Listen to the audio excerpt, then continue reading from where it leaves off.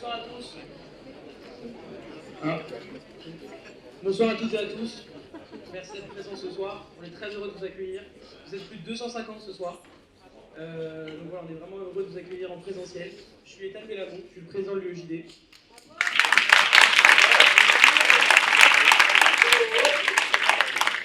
on est très heureux ce soir d'organiser cet événement avec le Board of Students du TEF de France. On peut applaudir aussi.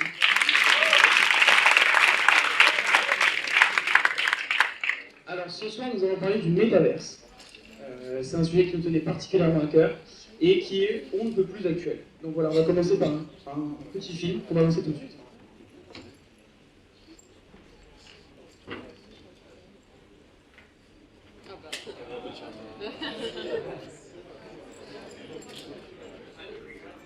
Like Peter Parker or Bruce Banner. But he died before I was a kid. My mom too. And I ended up here. Sitting here in my tiny corner of nowhere. There's nowhere left to go. Nowhere. Except the Oasis.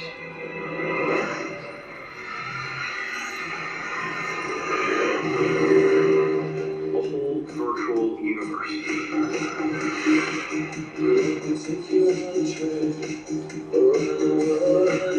People come to the Oasis for all the things they can do. But they stay because of all the things they can be. Can you feel this? Yeah. It's the only place that feels like I mean anything. Have you ever had a dream, Leo, that you were so sure it was real? What if you were unable to wake from that dream? How would you know the difference between the dream and the real? It's the question that drives us, Leo. What is the Matrix? It is the world that has been pulled over your eyes to blind you from the truth. You are a slave born into a prison for your mind. The Matrix is a system, Neo. That system is our enemy. Try to realize the truth. What truth? There is no truth. So do you mean guns? Lots of guns.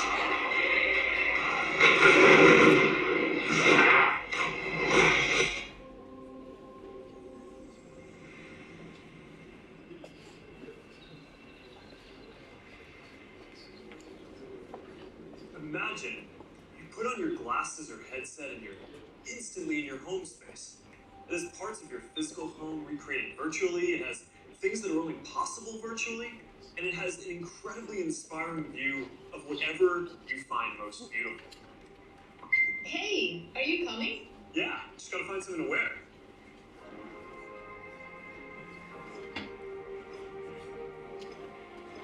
Alright, perfect. Behold! Metaverse.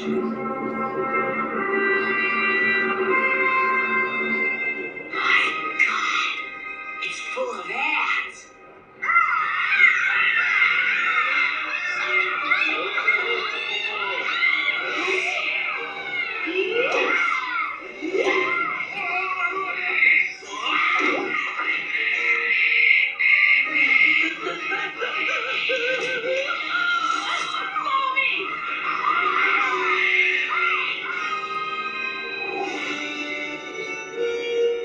It's immense.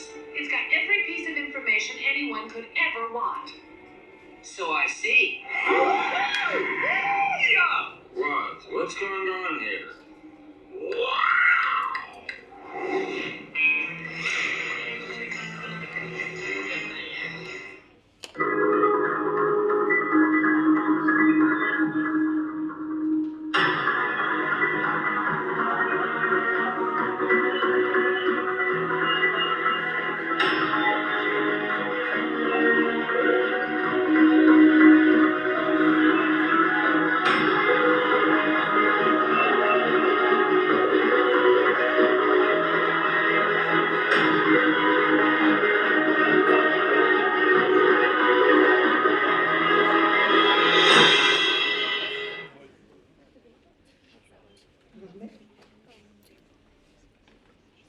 Alors bonsoir à tous, merci pour votre présence en nombre.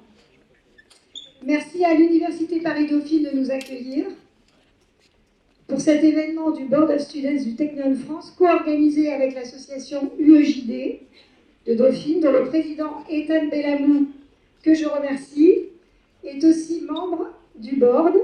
Je remercie également les étudiants du Board of Students. Merci aux membres du comité directeur du Technion France, et en particulier à Jacques Lévinaire, notre président, pour sa présence. Alors nous avons le plaisir ce soir de vous emmener au-delà de l'univers. Nos brillants intervenants vont nous donner leur vision d'un phénomène dont le nom métaverse est le buzzword du moment. Métaverse, une nouvelle réalité, des univers parallèles dans lesquels nous évoluons et interagissons, sociabilisons, jouons, achetons, travaillons comme dans la vie réelle. Le métaverse est ce monde, ou plutôt ces mondes virtuels, au sein desquels tout un chacun pourra vivre sa vie. Ils sont aussi le nouveau terrain de jeu de l'économie décentralisée. Aujourd'hui, des aspects du métaverse, univers en 3D, existent déjà dans le monde des jeux en ligne et du gaming, Fortnite, Minecraft, Roblox. La tech et ses géants en particulier se sont lancés dans la course au métaverse.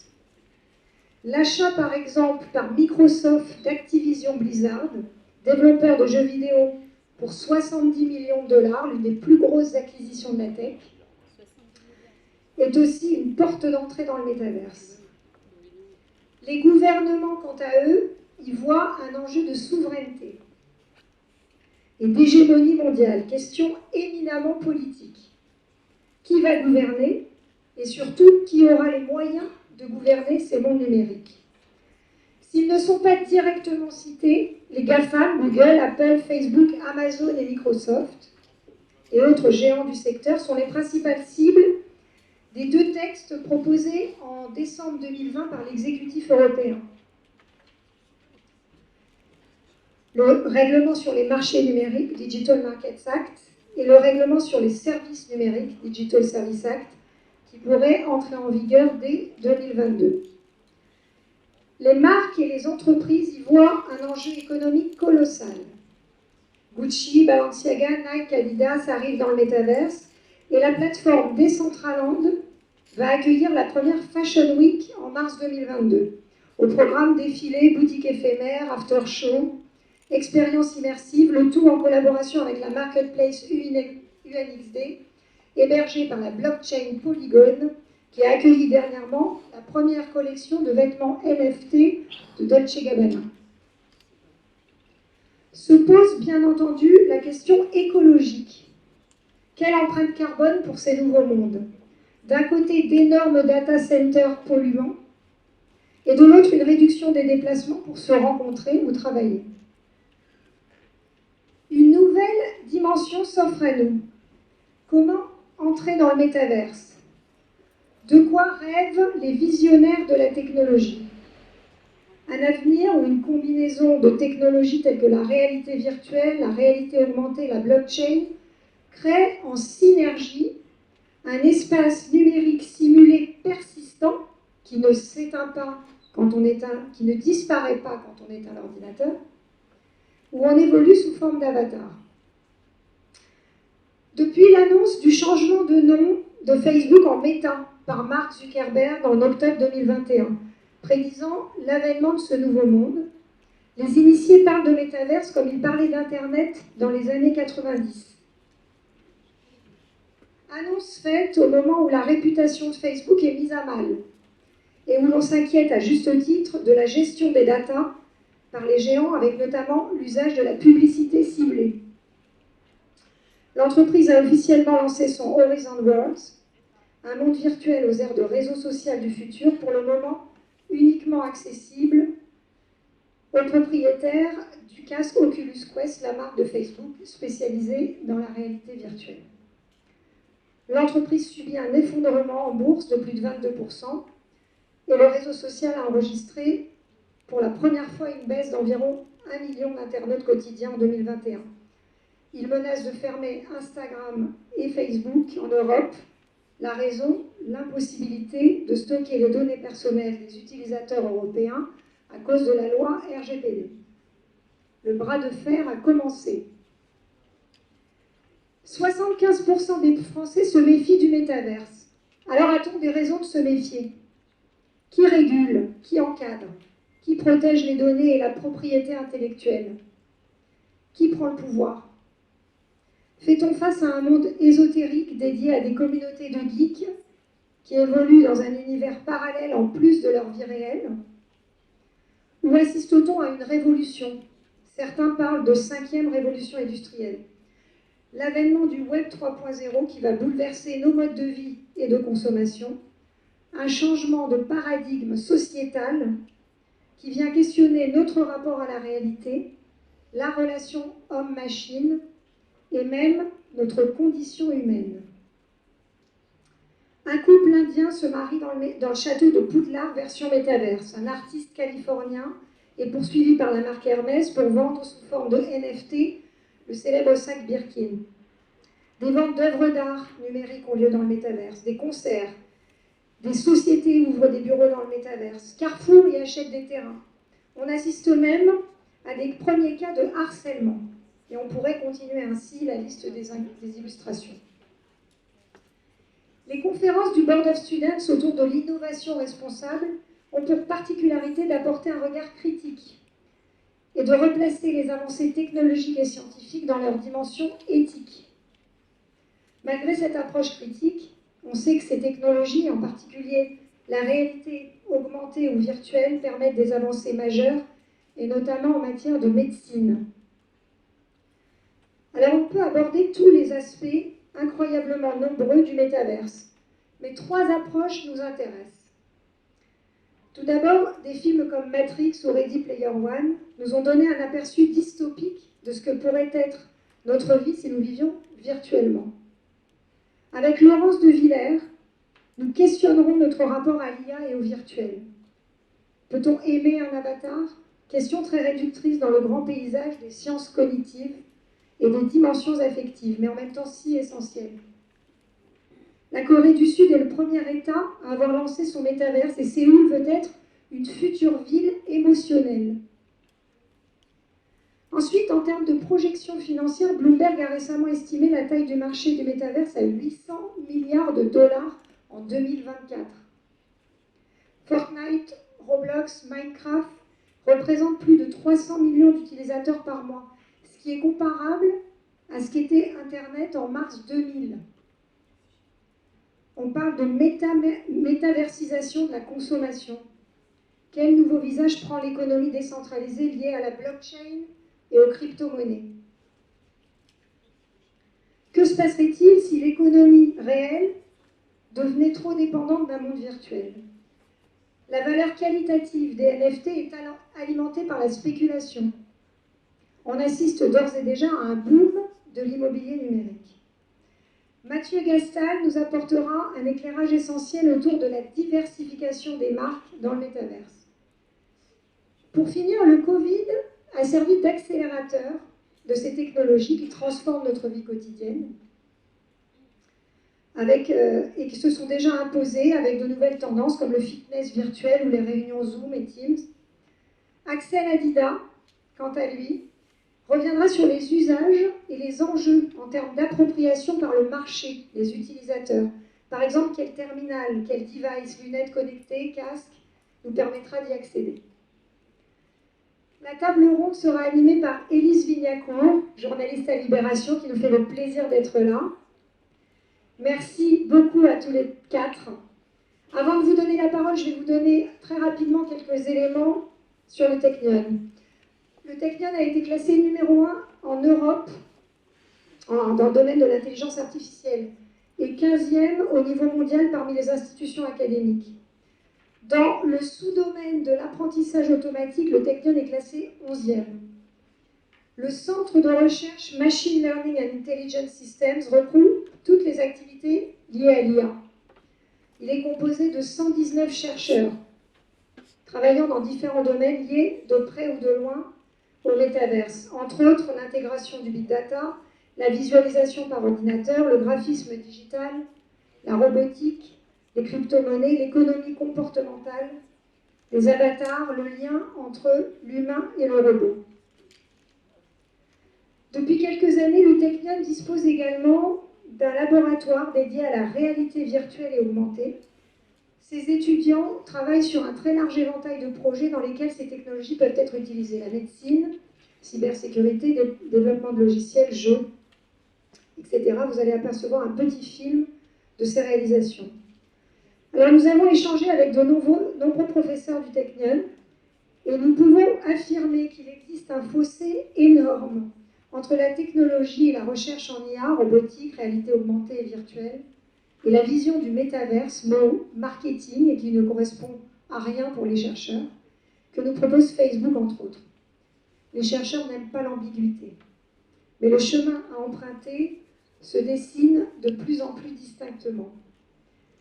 Alors on va passer un petit film des réalisations des étudiants israéliens très court, et ensuite, Élise, je vous donne la parole pour présenter nos intervenants. Merci.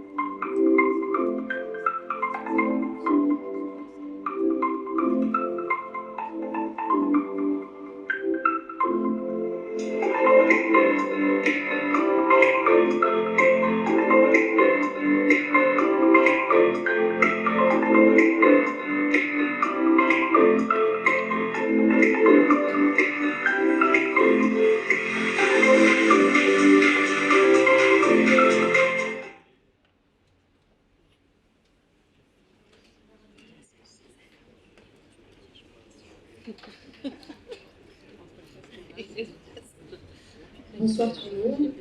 Comme tout le monde l'a déjà dit, merci beaucoup d'être venus aussi nombreux pour ce sujet qui fait pas mal parler dans les médias depuis cet été notamment.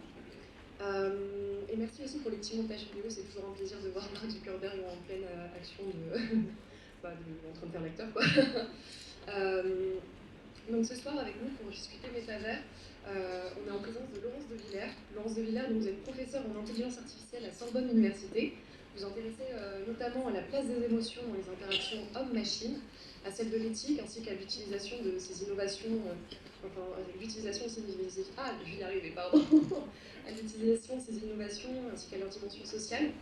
Entre autres, vous êtes chercheuse au laboratoire interdisciplinaire des sciences du numérique du CNRS, et vous êtes autrice de plusieurs livres sur ces sujets, comme Des robots et des hommes, mythes, fantasmes et réalités, Les robots émotionnels, ou encore le tout dernier, Vagia à l'Élysée, manifeste pour la présidence. Vous pourrez en faire l'acquisition de robots émotionnels, ils sont en vente là-haut.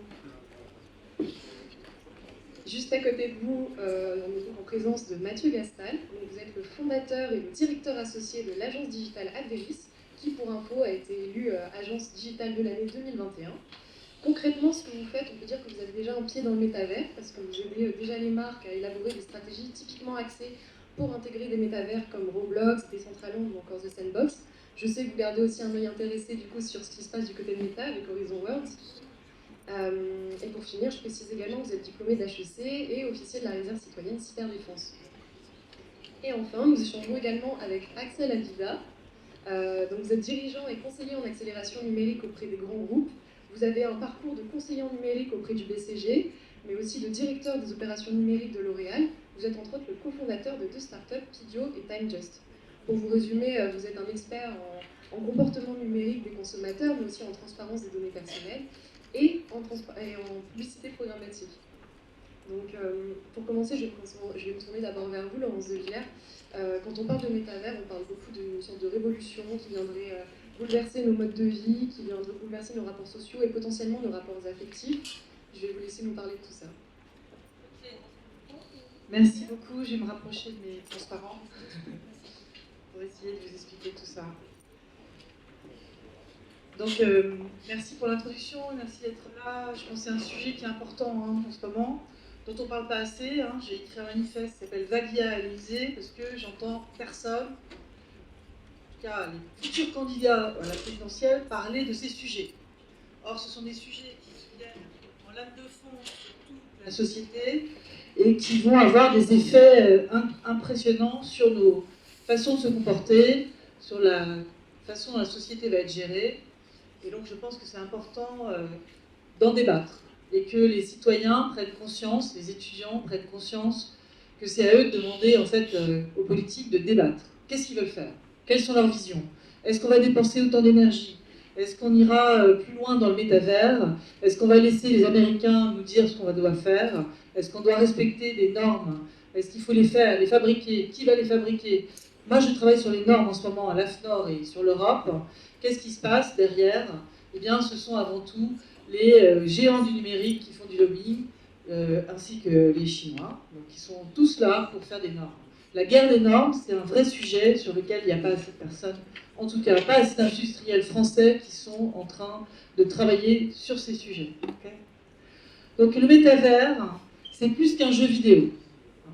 C'est l'idée en fait d'aller au-delà d'un univers, ajouter du virtuel au monde réel. C'est infini en temps réel.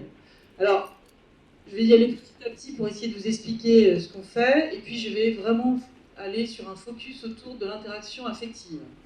Donc on va dans cette réalité virtuelle avec des masques de réalité augmentée, donc Oculus Quest 2. Cette société a été rachetée par Facebook, donc c'est une sensation d'immersion qui est intéressante. Donc ça s'achète à 350 € en ce moment, donc le casque plus des manettes. Les manettes, elles pourraient avoir aussi de l'haptique, c'est-à-dire en fait du retour de force. Bon, tout n'est pas comme ça encore, mais on pourra imaginer un retour de force. On peut imaginer bientôt aussi des nouvelles lunettes, il y aura d'autres, des senseurs dans les vêtements. C'est-à-dire que vous approchez de quelqu'un et donc vous ressentez de l'information par les vêtements. Des implants sous la peau. On ne parle pas des implants cérébraux, mais pourquoi pas, puisqu'on entend Elon Musk nous parler de cela. Et puis ça pourrait être aussi des lentilles de contact connectées. Donc on n'a plus le masque, mais on a les lentilles de contact qui nous permettent de voir un monde comme ça, virtuel. Il faut de la 5G partout. Donc vous avez bien compris, la 5G, on est en train de les déployer, mais ça voudrait dire aussi des antennes partout, si on veut avoir des données accessibles comme ça, une bande passante suffisante. Il y a plusieurs métavers, donc imaginez par Facebook, qui s'appelle Meta maintenant, c'est un métavers qui serait les réseaux sociaux en gros. On aurait cet univers qui serait dans le métavers. Microsoft, lui, essaye de voir WhatsApp. Il faut des expériences, bon, c'est normal. Bon, et donc Microsoft, lui, veut travailler sur l'environnement professionnel. Donc pour le travail, aller se rejoindre dans le métavers. Donc pour ça, il faut des régulations, pour savoir si on veut développer des serveurs partout, si on veut couvrir un millième de la France par des data centers, par exemple. Ça serait ça, si on développe pour tout le monde chez soi cela. Donc on a besoin de travailler sur l'économie virtuelle, vous en parlerez mieux que moi après. Moi, je vais juste donner les prémices. Et derrière, il y a des nouveaux usages qui vont arriver, ça c'est très intéressant, il faut trouver comment on va travailler dans ce métavers, des nouveaux métiers et des nouvelles technologies. Mon micro, lui, il est bizarre. Alors, derrière tout ça, il y a aussi à se préoccuper des nouveaux moyens de protéger les utilisateurs et les enfants qui vont être aussi dans le métavers. Je vais changer de micro.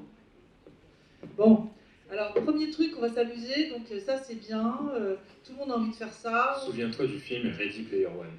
Tu sais, ce film où le monde réel est devenu tellement naze que la majeure partie de la population passe sa vie dans un monde virtuel appelé l'Oasis. Et si c'était bientôt plus de la science-fiction? Et si ce monde réel était bien plus proche que ce que tu penses? T'as sûrement entendu parler de la nouvelle ambition du groupe Facebook, fraîchement renommé Meta. Le projet est clair, créer le successeur d'Internet tel que nous le connaissons. Le métaverse, contraction de méta et univers, que l'on pourrait interpréter comme au-delà de l'univers. Un univers virtuel où tout est possible. Les seules limites sont celles de notre imagination. Mais au fait, c'est quoi un métaverse? D'où vient le terme métaverse? Le terme est apparu dans un roman SF des années 90 appelé Snow Crash, le samouraï virtuel, en français, écrit par Neil Stephenson. Prenons un exemple plus récent. Je dois avouer que j'aime bien la vision proposée par Steven Spielberg dans Ready Player One, le film adapté du roman de Ernest Cline, Player One. Dès les premières minutes, le héros nous explique que dans l'Oasis, le métaverse du film, il est possible d'escalader l'Everest avec Batman, de surfer les plus grosses vagues au monde avant de descendre une pyramide à ski. Bref, on peut faire à peu près tout ce qu'on veut. Un jeu vidéo géant à l'échelle de l'univers. Je sais, ça ne fait pas rêver tout le monde, mais moi je dois avouer que je suis vraiment hypé. Pour se balader dans ce nouveau monde, tu as besoin d'un avatar. Un avatar, c'est une représentation virtuelle de ta personne qui peut se décliner sous une multitude de possibilités. Sexe, genre, ethnie, race et j'en passe. Oui, j'ai bien dit race parce que si tu as décidé d'être un wiki, tu peux aussi. Les avatars peuvent représenter des personnages. Voilà, donc vous avez compris, il faut avoir un avatar. Et on peut devenir fictif, mais aussi ton jumeau numérique. Alors on peut créer des jumeaux numériques.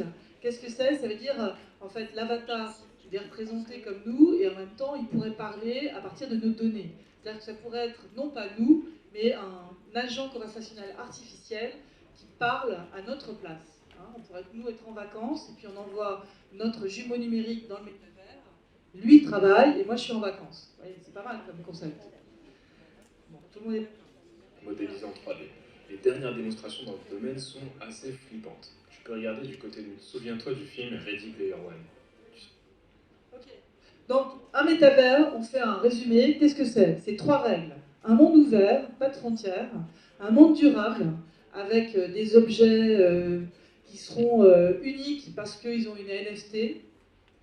De la blockchain, donc des mineurs, donc des gens qui sont capables d'aller travailler sur la cible, enfin, sur ces objets pour vérifier qu'ils sont uniques, à qui ils appartiennent, etc.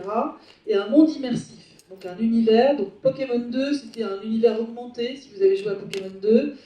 Pour moi, qui sont plus âgés, j'avais joué sur Second Life, et c'était pas du tout la même chose, c'était pas immersif. Donc tout ça, c'était pas du tout des métavers. Donc métavers, c'est quoi? De l'intelligence artificielle, de la réalité virtuelle, de l'aptique de temps en temps avec un retour de force, du gaming parce qu'ils se sont rendus compte que c'était mieux quand on allait jouer, de la blockchain, de la crypto-monnaie, des NFT pour dire ça c'est un objet qui a une valeur, et il a une valeur parce qu'il est unique et parce qu'il est reconnu avec une espèce de code de cryptage qui dit que cette chose vous appartient par exemple. Derrière, vous avez des avatars, donc c'est la personnification, voire jumeau numérique avec personne derrière. Derrière, il existe aussi déjà des espèces de métavers comme Decentraland. On peut acheter des tenues uniques, acheter des terrains. Ça se vaut très cher. La monnaie, c'est le mana. Il y a 300 000 actifs et par jour, peut-être 2500 de connectés. C'est pas encore énorme. Sandbox, c'est en version alpha. La monnaie, c'est le sand. Et je crois qu'il y a très peu de joueurs pour l'instant. Très peu de personnes à l'intérieur pour l'instant. Là, c'est pas des jeux. On achète des choses et on essaie de vendre peut-être, mais bon, c'est le début. Axie Infinity, c'est celui que j'ai trouvé moi qui était le plus prenant parce que c'est un jeu. Et c'est un jeu où il y a une monnaie qui s'appelle Axis, AXS.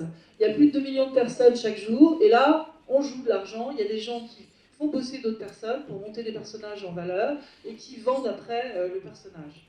Roblox, c'est l'idée aussi de coder des jeux sans être codeur. Et il y a plein de mineurs, d'enfants qui jouent à ce jeu-là.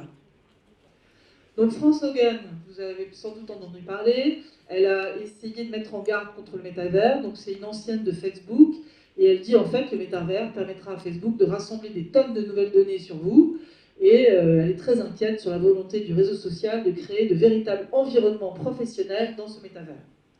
Donc maintenant je vais continuer sur mon domaine, donc l'intelligence artificielle c'est cette grande bulle rose là, Dedans, il y a le machine learning, donc l'apprentissage machine. Moi, je suis spécialiste en machine learning. Et dedans, encore, il y a le deep learning, c'est-à-dire les réseaux de neurones avec plein de couches cachées.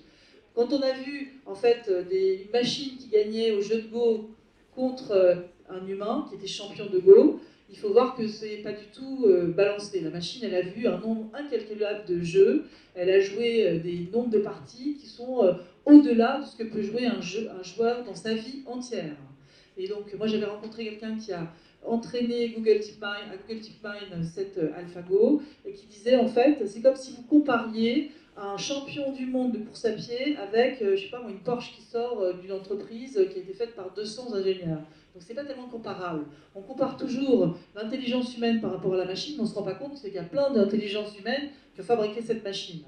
Et donc je dis, moi, que la machine, pour l'instant, elle n'a pas le goût de la pomme, elle est très loin de ce que nous sommes. C'est une intelligence artificielle qui n'est pas du tout, qui imite l'humain, et qui n'a rien d'humain, elle n'a pas de conscience, elle n'a pas d'émotion, elle n'a pas d'intériorité, et elle ne sait pas du tout ce que c'est que le goût de la pomme.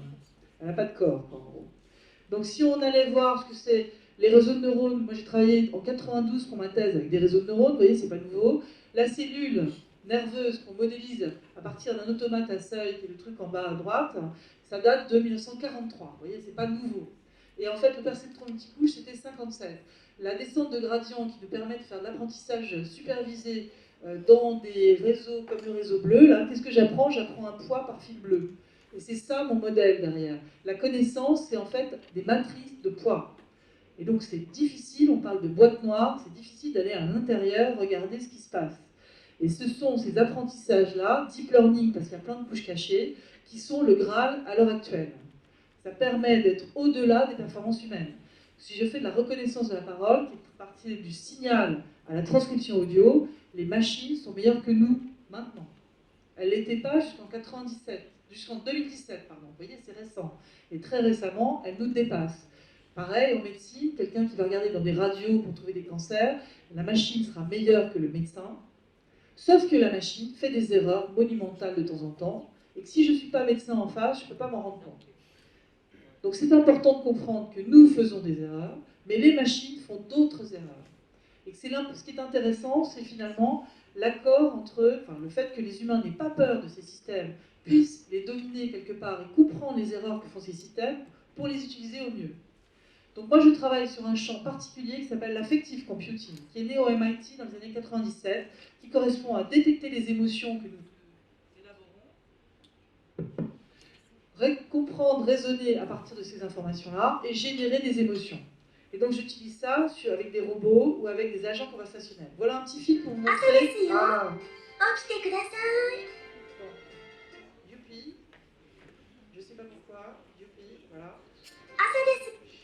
Vous l'avez vérifié? Bon. Alors, là, ça c'est fait par des collègues aux États-Unis. Et c'est en fait intéressant parce que c'est utilisé pour la psychiatrie. I'm Ellie. Thanks for coming in today. Voilà un agent conversationnel. Bon, la prochaine fois, je la dirige à la voix, hein, cette machine. Oui, mais c'est pas celui-là, c'est le film d'avant.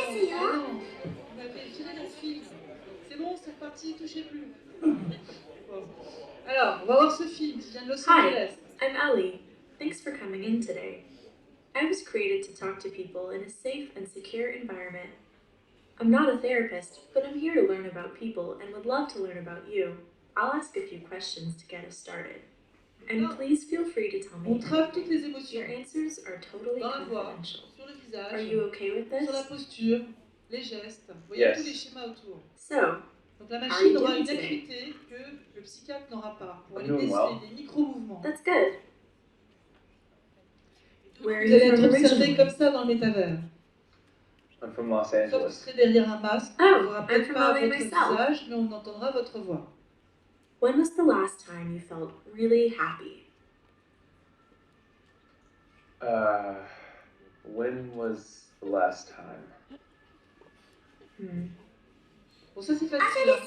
Maintenant voilà, il y a un robot, c'est pas un robot, c'est un hologramme. Ce que j'appelle la fée clochette, c'est au Japon. Ce petit personnage remplace la femme à la maison.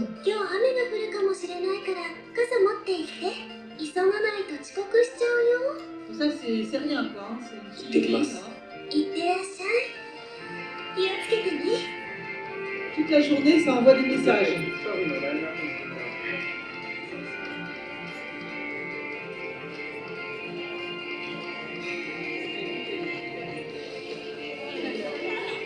Donc, mon chéri, je t'attends à la maison. Rentre vite. Je monte le chauffage. Je mets les lumières.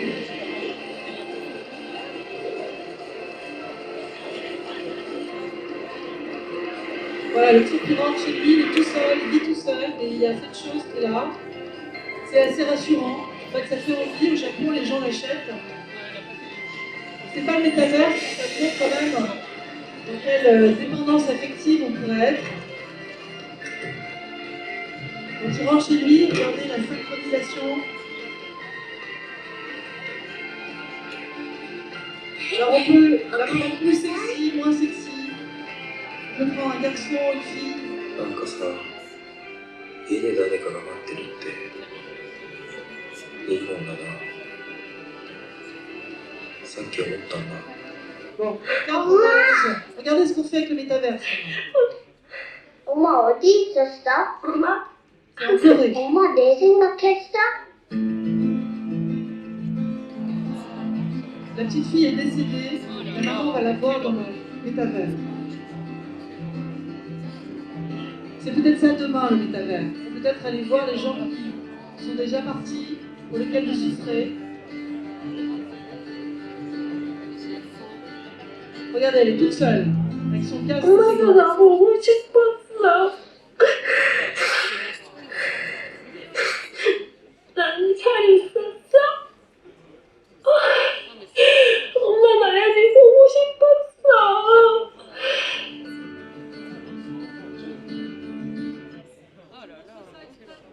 Vous compreniez jusqu'où on peut aller dans ces univers.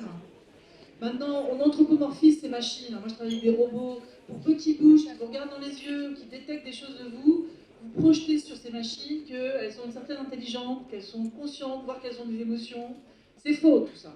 Ce sont des machines qui imitent, avec peut-être des performances de plus en plus élevées, mais ça n'a rien à voir avec de l'affectif humain. Donc ne pas confondre, ne pas s'isoler, ne pas rentrer dans ces sujets sans comprendre la manipulation. En plus, vous avez vu ce qu'on fait avec les femmes, il y en a partout. J'ai une petite maxime qui est 80% des codeurs sont des hommes. Il n'y a pas de filles en IA, il y en a très peu. Et 80% des machines qui vont nous parler, elles sont féminisées. Elles ont un prénom féminin, Alexa, etc. Même Siri, ça veut dire un truc, une femme qui a réussi en suédois ou en je sais pas quoi. Donc il faut se méfier de ça. La représentation des femmes à travers ces machines, c'est celle de serviteurs, assistantes, et on les éteint quand on n'en veut plus. Bon, il y a donc des enjeux, des opportunités évidemment, mais les enjeux, je pense qu'il faut les anticiper, ces évolutions. Il faut comprendre en fait comment on va garder son libre arbitre lorsqu'on est comme la dame qui vient de perdre sa fille là, avec un masque et qu'on voit quelque chose qui nous fait souffrir ou qu'on est agressé dans le métavers. Donc il faut faire très attention à cela. Les conditions de notre libre arbitre, c'est pas évident. Moi j'ai fait beaucoup de réalité virtuelle. Lorsqu'on est dedans, pris par l'ambiance, c'est difficile d'avoir une vision de soi-même, de s'extérioriser de la scène qu'on est en train de vivre. Donc ça, c'est la première chose. Comprendre la fracture numérique. Il y a des gens qui n'auront pas accès à ça. Donc on aura un monde qui a accès à ces choses-là, un monde qui n'aura pas du tout accès. Je vous assure que ça va faire des prismes différents dans la vision qu'on a. Est-ce qu'on sera capable de comprendre les différences? C'est un sujet social important. Il y a une asymétrie des savoirs et des pouvoirs. Moi, je connais ce qu'il y a dedans, et encore, je ne connais pas tout, mais j'en connais beaucoup. Est-ce que les utilisateurs de ces systèmes vont comprendre comment ça marche? Certainement pas. Donc il y a une vraie différence. On ne saura pas qu'est-ce qu'il collecte de nous. Vous avez vu quand le type il est en psychiatrie, tout ce qu'on collecte sur lui.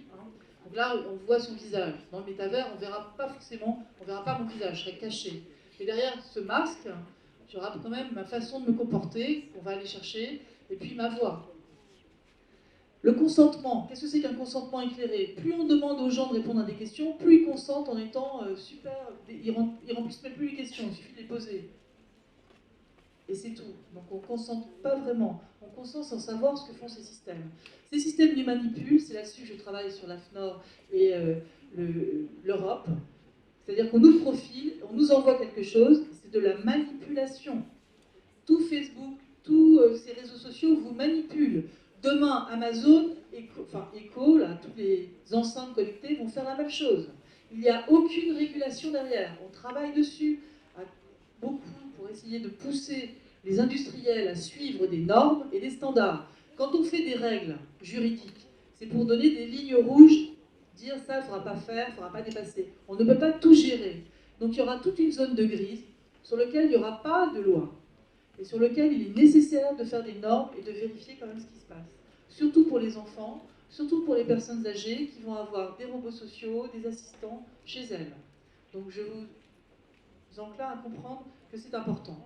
Le changement du rapport au monde entre le virtuel et le réel pose des vraies questions éthiques. Qu'est-ce qu'on va en faire? Les connaissances du monde, qu'est-ce qu'on va en faire? Il y a des vraies questions derrière, et donc on a travaillé beaucoup sur l'éthique. Moi, je fais partie du Comité national pilote d'éthique du numérique. Tout ça, c'est gratuit. Il y a plein de livres extrêmement intéressants. Allez regarder. Moi, j'avais travaillé sur les agents conversationnels enjeux éthiques pour parler de la mort, justement. Qu'est-ce que ça veut dire, faire revivre son père sur son téléphone? Est-ce que c'est une bonne idée ou pas? Au Japon, par exemple, ils font ça avec des robots, mais avec des rituels. 49 jours, vous avez ce truc qui vient vous parler. En plus, en technologie, sur le traitement automatique de la langue, on est monté en compétence de façon dingue. On est capable maintenant de faire un jumeau numérique qui parle à partir des données de quelqu'un comme la personne, mais qui invente aussi des choses que la personne n'a jamais dites. Or, comment on régule ça aussi? Comment on l'admet? Donc les relations avec les autres vont être différentes, les émotions risquent d'être encore plus. Vous avez vu la jeune femme qui hurle devant la représentation de sa fille. Je vous assure qu'en réalité virtuelle, le levier va être très fort. On peut imaginer plein de choses sur le sexe, sur la dépendance, sur plein de sujets qui vont allumer des choses importantes à regarder. L'influence durable, ce que vous allez vivre dans le métavers, ça va vous influencer dans la vie réelle, de façon durable. Il y a une fascination pour ça. Tout le monde est fasciné et a envie d'aller jouer avec tout ça. Une remise en jeu de l'autonomie humaine, des rapports sociaux et politiques, l'apport du numérique aux objectifs de développement durable, ça c'est un vrai sujet. Donc il faudrait peut-être regarder qu'est-ce qu'on peut faire aussi pour pousser les gens à être plus raisonnables sur la dépense d'énergie. Pour la santé aussi, on fera des choses incroyables. Donc il faut penser que l'éthique, les valeurs et les principes qu'on a en Europe, en tout cas il faut les préserver. Le monde américain veut nous embarquer dans le métavers. C'est tout anglo-saxon. En ce moment, il y a la présidence de l'Europe qui est française. Moi, je suis intervenue sur la culture. Comprenez une chose, l'Europe travaille sur les traductions en disant qu'on est multilingue, qu'on préserve en tout cas nos différences. Vous savez ce que c'est la traduction? On passe par une langue pivot. Quand je traduis par exemple du finlandais au maltais, qu'est-ce que je fais? Je traduis le finlandais en anglais et de l'anglais au maltais. C'est ça la traduction. Et c'est pas du tout libre finalement. Enfin, il y a un biais terrible de passer par l'anglais. Pourquoi on passe par l'anglais? Parce que 60% des ressources en technologie sont faites dans le monde anglophone. Parce que les ressources disponibles sont toutes en anglais. Donc attention à ce qu'on est en train de faire aussi.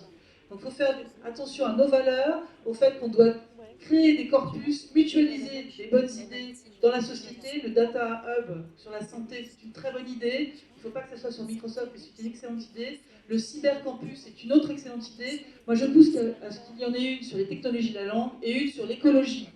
Qu'on soit capable demain de quantifier les dépenses d'énergie liées à tous ces outils qui peuvent nous être utiles pour déceler comment on peut mieux gérer l'énergie, mais en même temps qui coûte de l'énergie. D'accord? Donc les principes qu'on a, en tout cas, ce sont les respects des droits de l'homme, les valeurs, le respect des droits de l'homme, des libertés fondamentales, de la dignité de l'humain. Et derrière les principes, responsabilité, proportionnalité, je ne fais pas des détections d'émotions pour tout et n'importe quoi. Et donc j'essaie de faire des choses utiles. La sécurité, la cybersécurité, la surveillance, l'équité, la transparence, l'explicabilité.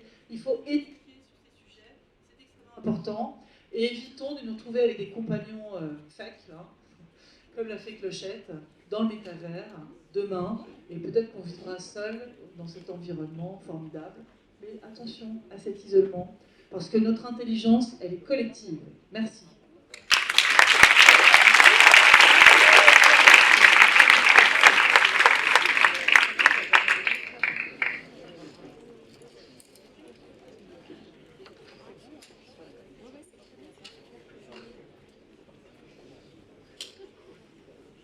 Merci beaucoup Laurence. Du coup, comme l'expliquait Valérie en introduction, le métavers, c'est aussi un univers qui potentiellement peut voir sa propre économie se développer, que ce soit via les crypto-monnaies, les NFT, la blockchain. Et c'est quelque chose d'ailleurs qu'on voit dès à présent un peu se former, puisque des marques se sont déjà positionnées sur le métavers. Pour en citer quelques-unes, par exemple dans la mode, on a Chanel, dans le divertissement, on a Disney, dans l'automobile, même avec Alpine. Donc on a beaucoup de marques qui cherchent dès à présent à l'investir, à chercher un moyen de s'ancrer dans le métavers. On l'a vu aussi avec des grandes surfaces comme Carrefour qui récemment dans Sandbox a acheté un terrain virtuel. On a aussi vu une petite bande-annonce de Walmart qui nous montrait comment faire ses courses dans le métavers. Ça ne faisait pas vraiment rêver, mais on l'a vu. En tout cas, Mathieu, ça tombe bien. Vous aidez justement ces marques à s'ancrer dans le métavers. La première question que j'aurais à vous poser, c'est qu'est-ce que ça représente le métavers aujourd'hui pour les entreprises? Est-ce que c'est un nouvel Eldorado?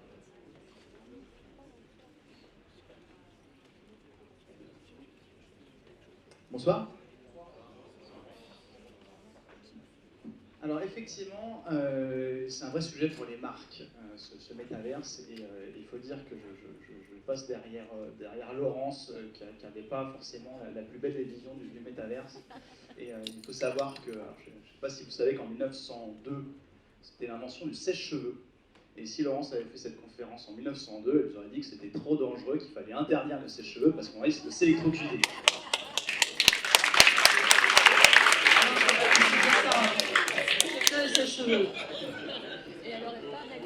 Et en 1941, Laurence nous aurait dit, avec l'invention de la télé, qu'il fallait absolument interdire aussi, parce que ce serait la fin de l'humanité.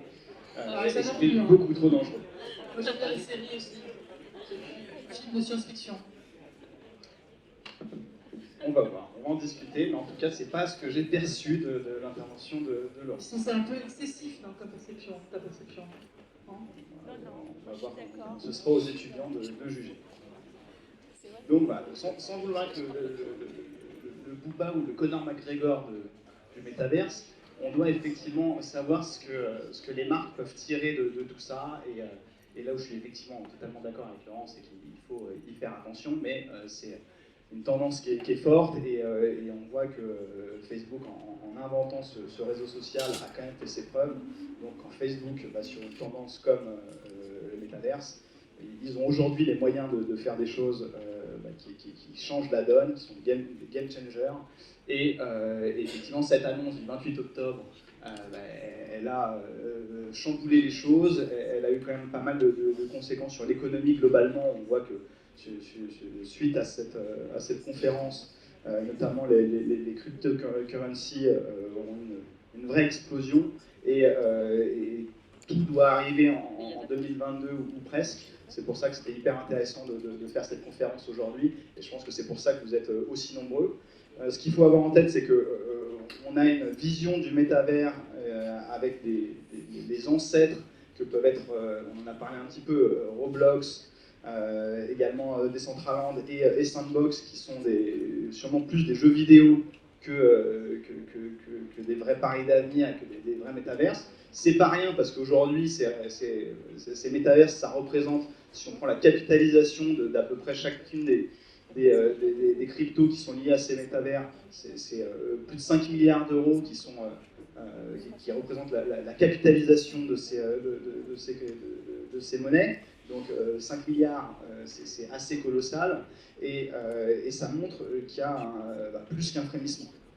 Donc aujourd'hui, ces marques, elles se posent des questions et on voit forcément dans les journaux, alors c'est quasiment tous les jours, ce qui peut être quand même un premier enjeu, c'est l'effet d'annonce. Le fait de se positionner aujourd'hui sur cette thématique, ça véhicule sur les marques des enjeux autour de l'innovation et ça meuble le paysage médiatique. Si on prend effectivement, je crois qu'on parlait de Carrefour, ils sont quand même pas super bien. C'est vrai qu'il y a des rumeurs plus qu'avancées sur un rachat par le groupe Auchan. Donc aujourd'hui, c'est plus sympa en termes de com pour Carrefour de dire qu'on va sur le métaverse plutôt qu'on se fait racheter par le groupe Auchan. Donc clairement, indépendamment de l'intérêt intrinsèque, il y a des marques qui veulent meubler le terrain, être présentes médiatiquement. Après, il y a des marques qui veulent être dans l'anticipation. C'est vrai qu'on peut se souvenir, alors, je crois que beaucoup n'étaient pas forcément nés, mais les noms de domaine, quand on parle d'Internet et des noms de domaine, à un moment, quand on réservait les meilleurs noms de domaine et quand on était au tout début, il y a certaines marques, certains individus qui ont été assez précurseurs et qui ont assez profité finalement de cet enjeu d'anticipation. Donc les marques sont beaucoup là-dedans. Même une grande famille, la famille Rothschild, à l'origine, a bénéficié d'anticipation de l'information, et c'est notamment grâce à un sujet d'information avant les autres qu'ils ont pu construire quand même pas mal de choses. Donc l'anticipation, c'est un sujet fort pour les marques, et aujourd'hui, il y a beaucoup de conseils d'administration de grands groupes qui se disent on doit étudier le métaverse, on doit avoir une vision des choses, parce qu'elles savent très bien que ça met beaucoup de temps de se mobiliser, notamment dans des grands groupes. Donc si on n'analyse pas les choses très en amont, on risque de prendre du retard. Et par rapport à un concurrent qui se lancerait aujourd'hui et qui annoncerait concrètement des choses, une marque qui n'a pas anticipé, elle se prend 6 mois, 1 an, 18 mois dans la vue, et à l'échelle d'un grand groupe, ça peut tuer une marque. Donc aujourd'hui, c'est certain que l'on entend parler de choses dans la presse, et qu'il y a c'est sûrement la partie émergée de l'iceberg, il y a sûrement 100 fois plus de choses qui sont en préparation aujourd'hui suite à ces premières annonces. Donc, premier sujet, un effet d'annonce. Deuxième sujet, un effet d'anticipation. Troisième sujet, oui, je vais faire passer mes petites slides, mais on a déjà un petit peu parlé de tout ça sur les différents réseaux. Donc, là, on illustrait effectivement l'annonce de Facebook. Si je passe ici, c'est vrai que c'est quand même intéressant pour les uns et les autres de voir quand même Roblox, par exemple, ici. Donc, ça, c'est Nike qui est largement présent dessus, et Gucci en particulier. Sandbox, c'est à mon sens quand même un peu plus avancé que Roblox. Et c'est Adidas qui a investi avec quasiment 2 millions de dollars en achat de parcelles. Une parcelle, pour que vous l'ayez en tête, une parcelle sur du coup Sandbox ou sur Decentraland, c'est à peu près 10 000 €, un peu moins de 10 000 €. C'est l'unité de base si on veut acheter un premier terrain. Là, on a Decentraland, on voit que les trois se ressemblent beaucoup, et ce que je disais tout à l'heure, c'est que Horizon, avec côté Facebook, ringardise tout ça, parce qu'on n'a pas franchement de réalité virtuelle ici, et Facebook, Meta avec Oculus, nous ancre totalement dans cette réalité virtuelle. Donc pour moi, il y a un gap qui est énorme entre les historiques, que sont les trois qu'on a vus là, et Meta, avec du coup l'arrivée en 2022 d'Horizon Worlds en Europe. Et aujourd'hui, je ne sais pas si tout le monde l'a en tête, mais aujourd'hui, on peut être immergé là-dedans, parce que quand on met son casque Oculus Quest, on peut aller dans Horizon Venues, qui est le côté événement de ce nouveau métaverse de Facebook, et dans Workroom, qui est la version professionnelle de cet univers, de ce métavers de Facebook. Donc ce qui est assez bluffant, c'est qu'aujourd'hui, on est dedans, on n'est pas dans de l'anticipation. Aujourd'hui, on peut tester la première version de ce que représente ce métaverse de Facebook. Donc clairement, on ne va pas dire qu'aujourd'hui on est dans une technologie qui est la plus mature. C'est vrai que si on regardait la première version de télévision qui est sortie, qui était vendue en 41, c'était sûrement pas la même sensation que quand on est aujourd'hui devant un Netflix sur un écran géant. C'est vrai qu'un film muet, noir et blanc, c'est pas l'idéal. Donc aujourd'hui, moi je suis quand même assez convaincu qu'on a une version qui est relativement aboutie, disponible immédiatement. Vous achetez ce casque à 350 €, Laurence le disait tout à l'heure, avec les manettes, mais on n'a même pas besoin des manettes. C'est là où ils sont assez forts aussi, c'est qu'on peut même faire sans les manettes, et l'expérience est déjà forte. Et quand on a dit ça, on n'a pas parlé des marques dont c'était dont le core business peut être dans le métaverse, puisque on a des distributeurs qui se posent pas mal de questions. Carrefour se pose la question, mais les distributeurs, forcément, comme le métaverse c'est un nouveau lieu, ils doivent se poser la question de comment on peut distribuer des produits dans un nouveau lieu. Et l'événementiel est aussi dans une révolution, puisque des événements dans le métaverse, c'est quand même assez canonissime.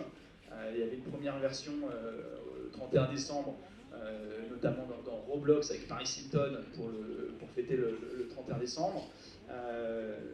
Aujourd'hui, on peut penser que quand on va aller sur Horizon côté Facebook, on va avoir des expériences qui sont hyper immersives, et c'est vrai que c'est assez dingo de se retrouver avec des gens qui sont à l'autre bout du monde, dans des scènes, dans des endroits complètement improbables.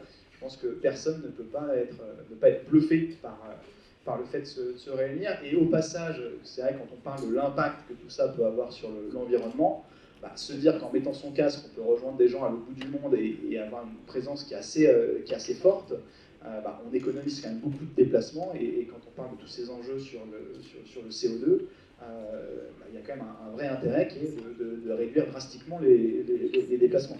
Je ne sais pas si vous avez l'expérience de ces réunions Teams, j'en fais, je pense, peut-être 8 par jour aujourd'hui.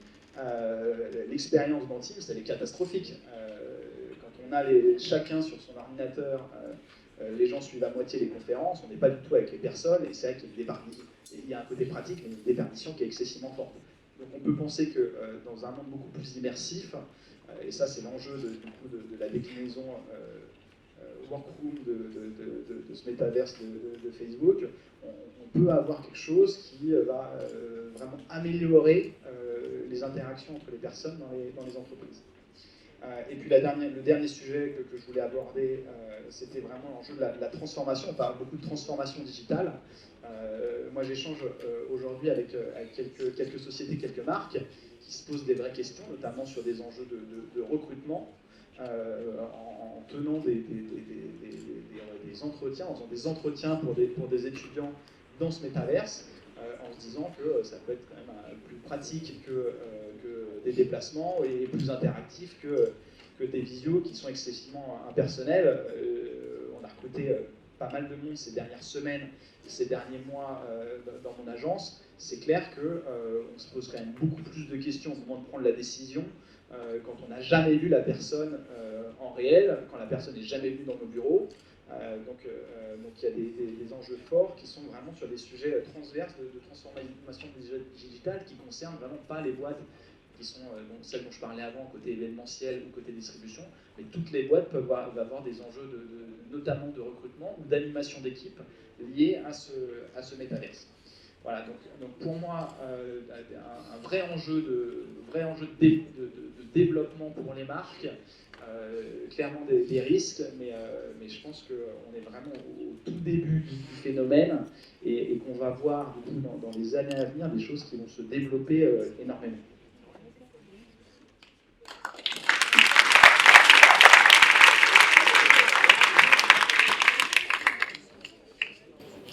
Merci Mathieu. Donc, autant les marques elles sont déjà prêtes à investir le métavers, autant on a quand même une inconnue de taille qui demeure, c'est les utilisateurs. Est-ce que demain on aura une majorité de la population qui aura la tête dans le casque, qui ira, je sais pas, travailler dans le métavers, faire du shopping dans le métavers, voir des amis dans le métavers? Pour l'instant, ça semble quand même assez peu probable quand on voit par exemple la population qui a un casque VR. J'ai l'impression que ça reste quand même quelque chose assez marginal, plutôt réservé à un public de gamers, de développeurs ou de personnes qui sont fans d'innovation tout simplement. Axel Adida, est-ce que vous pensez qu'on va bientôt voir une gamification de nos modes de vie? Qu'est-ce que vous en dites? C'est une super question. Moi, j'en sais rien. Je dois avouer que le 28 octobre, pour moi, l'annonce était passée complètement inaperçue parce que c'était mon anniversaire et que j'avais 50 ans. Ça se reproduira pas de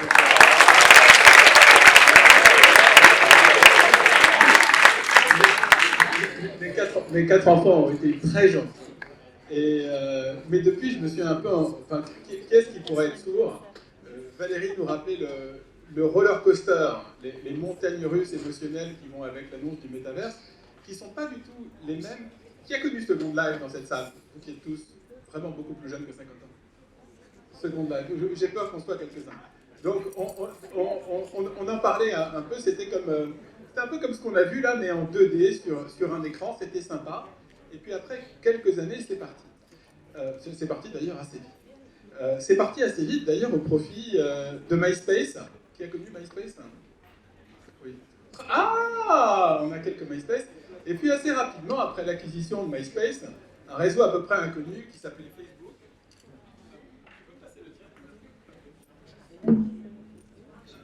Un réseau très inconnu qui s'appelait Facebook a vu plein de gens s'inscrire.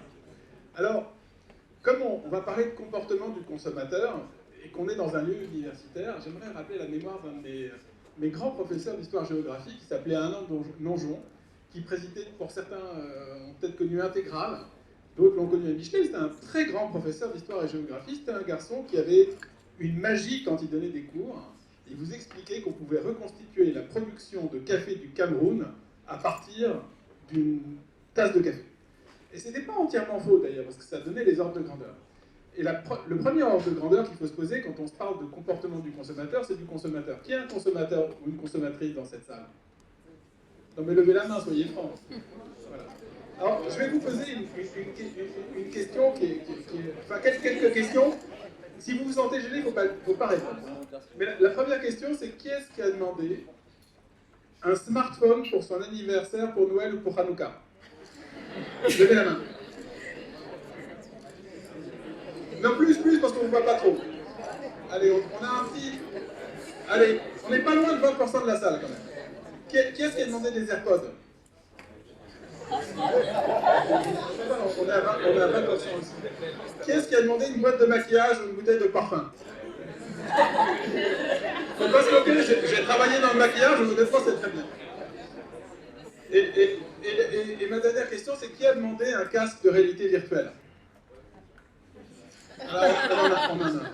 Donc la question, et c'est une question qui est assez ouverte et qu'introduisait Valérie au tout début de la réunion, c'est quand on parle de nouvelles technologies, on va poser une autre question. Qui est-ce qui a envie d'avoir une voiture? Parmi ceux qui ont envie d'avoir une voiture, qui a envie d'avoir une Tesla? Donc en fait, alors, j'ai pas... Non mais, il revient. On va poser deux, trois autres questions pour avoir des ordres de grandeur. Qui est inscrit sur Facebook? Qui est-ce qui y va encore tous les jours?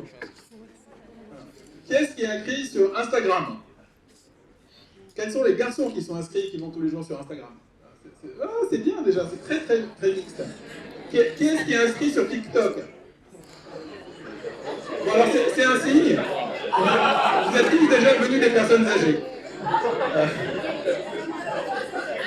Et une autre question, et après je vous donnerai quelques chiffres, comme ça vous ne serez pas uniquement à lever la main parce qu'on n'est quand même pas là pour faire du sport. Qui est-ce qui est un gamer? Qui est-ce qui fait du gaming ici? Levez la main, n'ayez pas honte.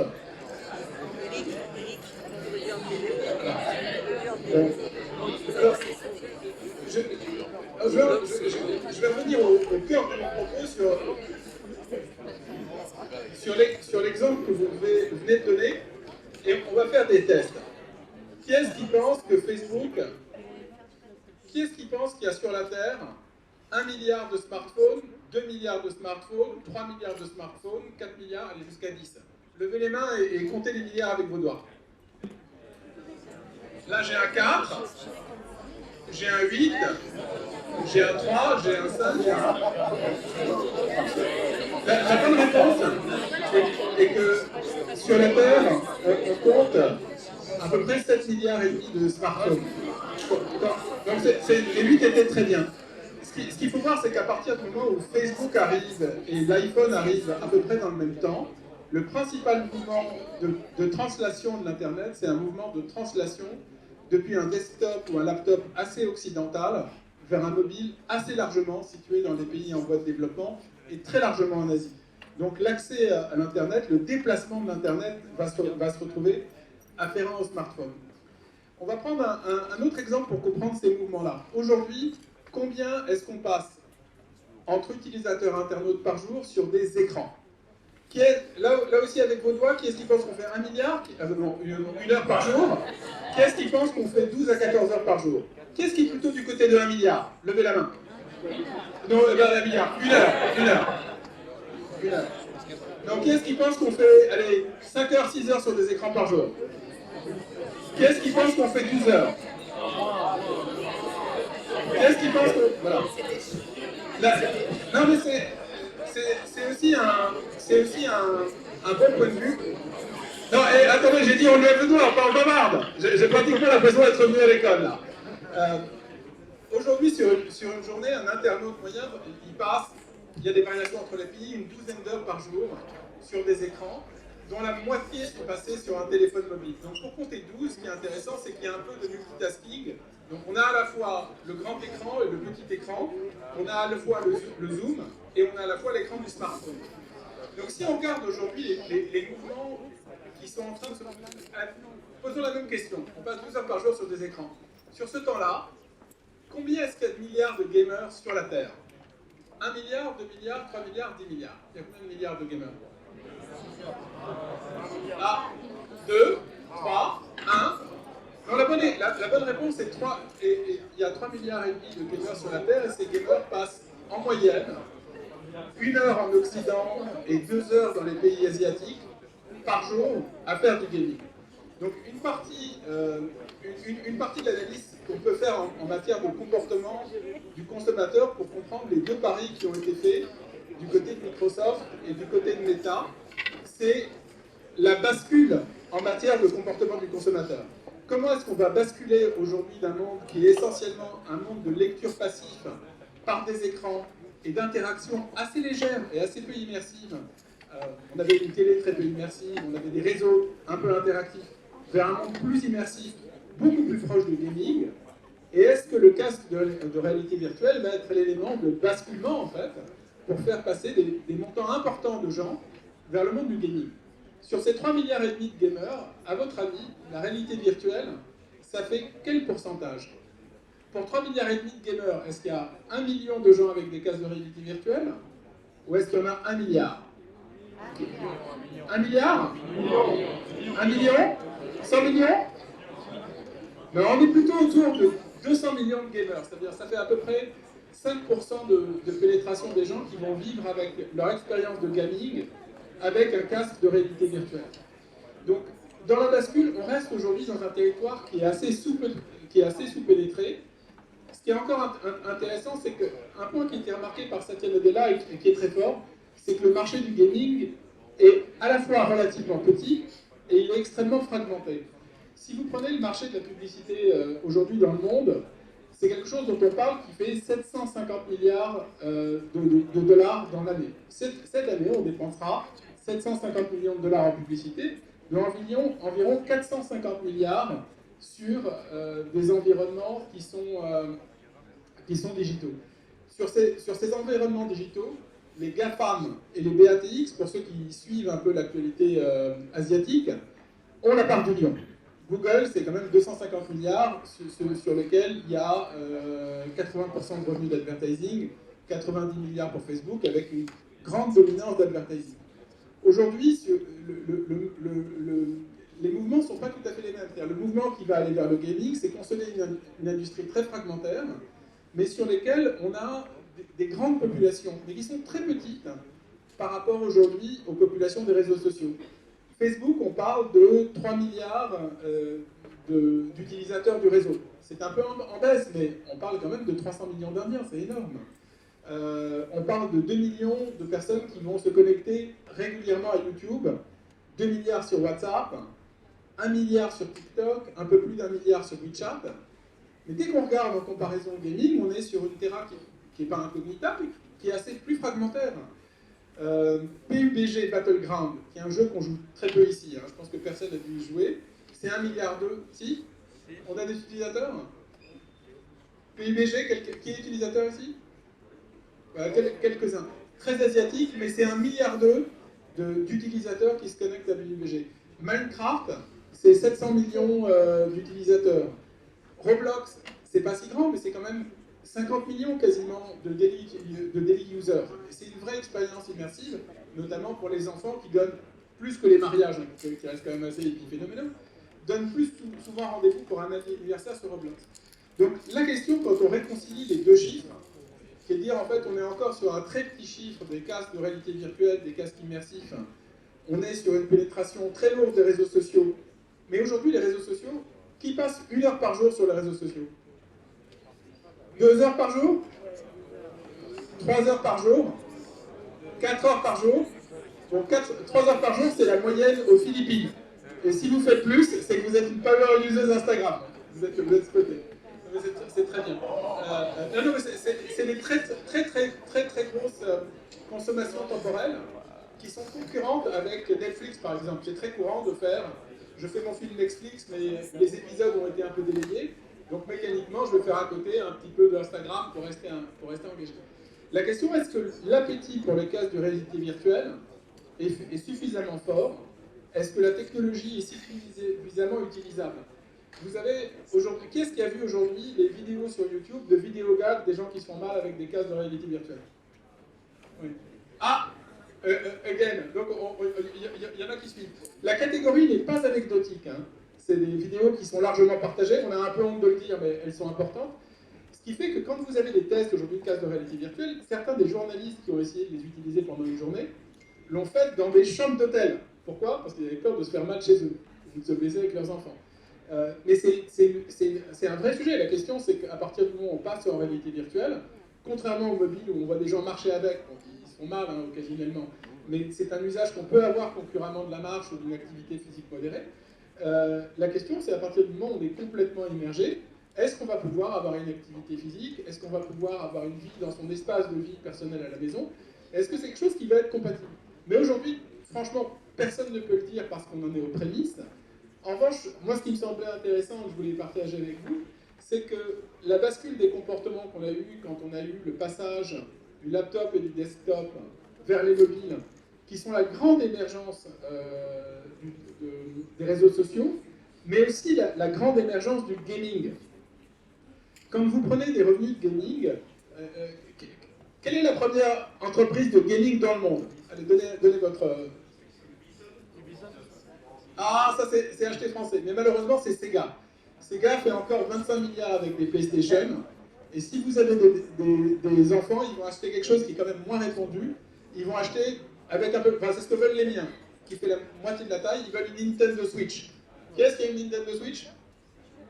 Ah voilà, Nintendo Switch, on est sur des très grosses pénétrations. Mais en revanche, il faut savoir qu'aujourd'hui, une part très significative des revenus d'Apple et des revenus de Google viennent du cut en fait sur les applications de gaming. On parle de plusieurs milliards pour chacun en fait, qui sont le cut des applications de gaming. Le mobile est devenu le premier terminal de gaming avant une Nintendo Switch, avant une PlayStation. Donc dans le Switch en fait, cette manne en fait, c'est pas la mana, hein, mais c'est un peu la manne des revenus partagés qu'on peut avoir sur les applications tierces, dans un monde qui serait un peu moins décentralisé mais qui resterait encore avec des acteurs prégnants, est-ce que c'est quelque chose est-ce que c'est un coup qu'on peut rejouer une autre fois avec le casque de réalité virtuelle? Est-ce que la montée en puissance des utilisateurs va être suffisante? Si le marché se multiplie juste par 4, est-ce qu'on peut arriver à retrouver le même type de croissance? Et ça, c'est un petit peu la question financière, mais qui est plutôt une question d'analyse financière du comportement du consommateur. En revanche, tu citais tout à l'heure un chiffre qui était intéressant, qui est cette étude de Grayscale sur 800 milliards. Je ne sais pas très bien comment ils ont fait leur calcul, mais 800 milliards, c'est à peu près l'équivalent du marché publicitaire mondial, qui a quand même derrière lui une centaine d'années de sédimentation. Et si on parlait en fait à argent constant, il faudrait que les 800 milliards passent de la poche droite à la poche gauche. Et donc ça voudrait dire demain des pénétrations qui sont assez comparables les unes aux autres. Donc en fait, mon intervention n'avait pas une vocation, donc je suis complètement ni pour ni contre. Moi, je m'intéresse à ce que regardent les gens, parce que ce que nous a enseigné le passé, alors, on peut parfois trouver que les technologies sont un peu décalées, on peut avoir un goût personnel, et puis comme ça, comme moi, on rate le Bitcoin. Certains d'entre vous n'ont peut-être pas fait cette erreur-là. Et pour le coup, on a des vraies réalités économiques, et des réalités économiques qui sont très significatives. Et dans une ruée vers l'or dans le domaine du métaverse, quoi qu'il advienne en fait, de l'évolution du comportement des consommateurs, c'est sûr que des choses vont rester. Mais les éléments les plus immersifs qu'on va avoir, il y a aussi des paris très alternatifs, comme le pari qui est fait sur les lunettes, et les lunettes de réalité augmentée, ce qui est une direction qui a été prise un tout petit peu par Bose pour faire les casques, enfin les lunettes qui remplacent vos AirPods. Hein. Ça ne marche pas très bien. J'en ai un, mais je l'aime beaucoup, mais ça ne marche pas très bien. Vous avez les mêmes tentatives qui sont faites avec Ray-Ban Luxottica. Question, quand on voit cette technologie-là avec la projection de l'image, on trouve beaucoup, notamment en Israël, mais aussi du côté de Cambridge, Massachusetts, sur toute la partie d'assistance médicale. Mais ça reste en fait des applications qui sont beaucoup plus ciblées, beaucoup plus professionnelles, beaucoup plus limitées. La question, c'est du point de vue du consommateur, est-ce qu'on a une chance de basculer vers une réalité qui est beaucoup plus augmentée, ou un environnement physique qui va être beaucoup plus robotisé, ce que tu présentais tout à l'heure, hein, qui est un environnement où on a des éléments robotiques des éléments de présence, mais dans un monde plus physique avec lesquels on peut interagir. Question là-dessus, qui est-ce qui a des enceintes connectées, ou un frigo connecté, ou un Siri? Qui est-ce qui lui parle régulièrement? Quelques-uns, mais pas énorme. C'est pas un comportement qui a explosé chez tout le monde. Chez tout le monde. Non, il est significatif. Mais il n'est pas explosif, il n'est pas dominant comme les réseaux sociaux. Il n'est pas dominant comme quelque chose de quotidien. Donc la question avec laquelle je vous laisse, parce que c'est la question que vous posiez que tu posais en entrant, c'est est-ce qu'aujourd'hui, est-ce qu'on a avec les éléments technologiques qui sont apportés aujourd'hui, avec la proposition de services, qui n'est pas uniquement du gaming, dans le cas d'Horizon et Facebook, mais qui est un horizon plus ouvert, des éléments qui poussent à une bascule rapide et significative des modes de consommation. Et est-ce que la prise, en fait, l'achat, la demande du prochain cadeau de Noël, du casque de réalité virtuelle, va faire basculer cette économie? Et vraisemblablement, dans l'année ou deux, la question, elle se pose chez tous, mais en particulier auprès des marques qui vont interagir auprès des réseaux. Qui est-ce qui aujourd'hui suit une des sœurs Kardashian sur Instagram? Levez quoi? Alors, quand on prend les sœurs Kardashian en cumulé, toutes les sœurs Kardashian, quel est leur nombre de subscribers sur Instagram?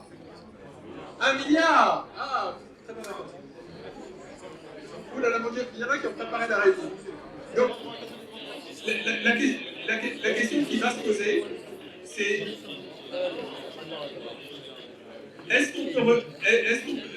c'est une question plus ouverte sur la question de user-generated content.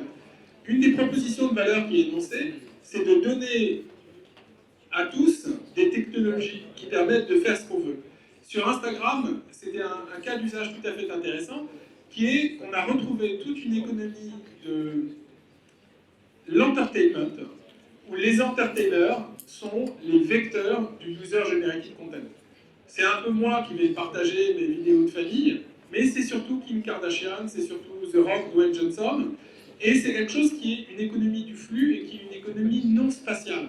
On ne retrouve pas Dwayne The Rock quelque part physiquement dans un espace immatériel, on retrouve un flux sur un feed qui va se dérouler. Donc en fait, c'est Evergreen qui est toujours présent. Dwayne, si on est amené avec lui, il va toujours revenir. Et comment est-ce qu'on retrouve en fait ces économies de l'attention quand on est entertainer, quand on est producteur de contenu? Idem hein, pour les masques. Qu'est-ce qui a essayé des masques Snapchat? Le masque de chat, le masque de chien? Voilà. Non? Les filtres. Typiquement, les masques sont aussi un bon exemple. On peut s'en servir d'ailleurs pour Zoom, pour ceux qui veulent se déguiser en martien dans leur prochaine conférence. C'est assez amusant, on le fait une seule fois. Hein.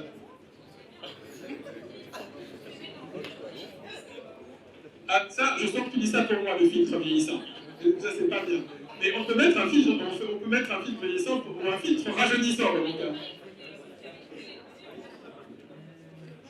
Alors ça, c'est pas bien de piquer les photos des autres, je rejoindrai Laurence. Il faut faire très attention à la privacy parce qu'après, honnêtement, quand on est une marque ou un intervenant économique sur tous ces réseaux sociaux, si on joue avec les données des gens d'une manière qui, comment dire, sur laquelle on peut avoir honte, c'est sûr qu'on va avoir un jour et qu'on sera battu en brèche en public. Il ne faut pas le faire, c'était quand même très bien. Donc, si je vous pose la question après mes quelques minutes d'intervention, qui dans la salle va demander, comme cadeau de Noël, un casque de réalité virtuelle pour son prochain Noël, Hanouka ou anniversaire?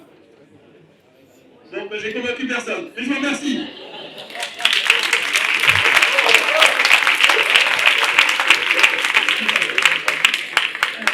J'aurais une autre question à vous poser, Axel, et peut-être aussi les autres invités. On entend beaucoup parler de NFT en ce moment. On voit des NFT se vendre à des sommes incroyables. À quel point c'est quelque chose qui relève d'une hype passagère ou c'est vraiment une technologie qui va rester et va s'ancrer?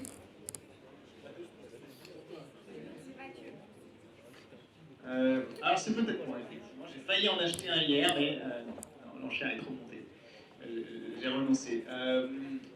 Oui, effectivement, le marché de l'art évolue beaucoup. Ça n'a pas beaucoup pris encore. Et en tout cas, les mondes restent quand même très cloisonnés entre l'art traditionnel, en tout cas contemporain, classique, et puis les NFT. On voit quand même des choses qui se développent beaucoup. Je pense notamment à Daniel Arsham, qui a un énorme succès dans cet univers réel et qui a commencé à s'y mettre côté NFT. On voit Sotheby's qui a ouvert justement un point de vente de NFT justement dans le métaverse. Donc il y a quand même beaucoup de choses qui évoluent. Et puis l'art, c'est quand même depuis longtemps axé sur ces enjeux liés aux éditions. Donc on nombre limité avec tout l'enjeu financier qu'il peut y avoir autour aujourd'hui. Est-ce que vous avez en tête ce que ça peut valoir une édition de Pierre Soulages quand il fait 300 fois la même lithographie, une idée du prix? Une édition de Pierre Soulages, aujourd'hui, c'est à peu près 30 000 €, et il en fait 300 exemplaires. Donc on voit à quel point dans le monde réel, du coup, les prix peuvent grimper à cause de ces enjeux limités. Et quand la blockchain amène justement ces enjeux de nombre et cette visibilité avec une traçabilité exacte, quand on voit le succès de Sora dans un monde qui est complètement différent dans les cartes de football, on voit qu'il y a des choses qui prennent énormément, et c'est quand même assez dingue de voir que Sora, c'est la plus grosse levée de start-up en France. Ça veut dire qu'il y a quand même un vrai avenir derrière. Alors, ma femme me pose toujours la question de où on va mettre les NFT que j'ai achetés dans l'appartement. Donc là, il faudra quand même résoudre à un moment cet enjeu de qu'est-ce qu'on fait de ces NFT. Peut-être que le métaverse va apporter... Oui, mais aujourd'hui, il n'y en a pas, et les gens achètent cher. Donc on peut quand même se poser des questions sur une petite bulle.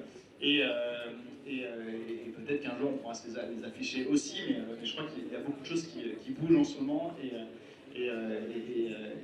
les NFT sont Mathieu, vraiment sur la vie. c'était ma question, mais tu as répondu. Aujourd'hui, il y a un vrai commerce, il y a un vrai marché autour des NFT. Et on achète un sac Birkin.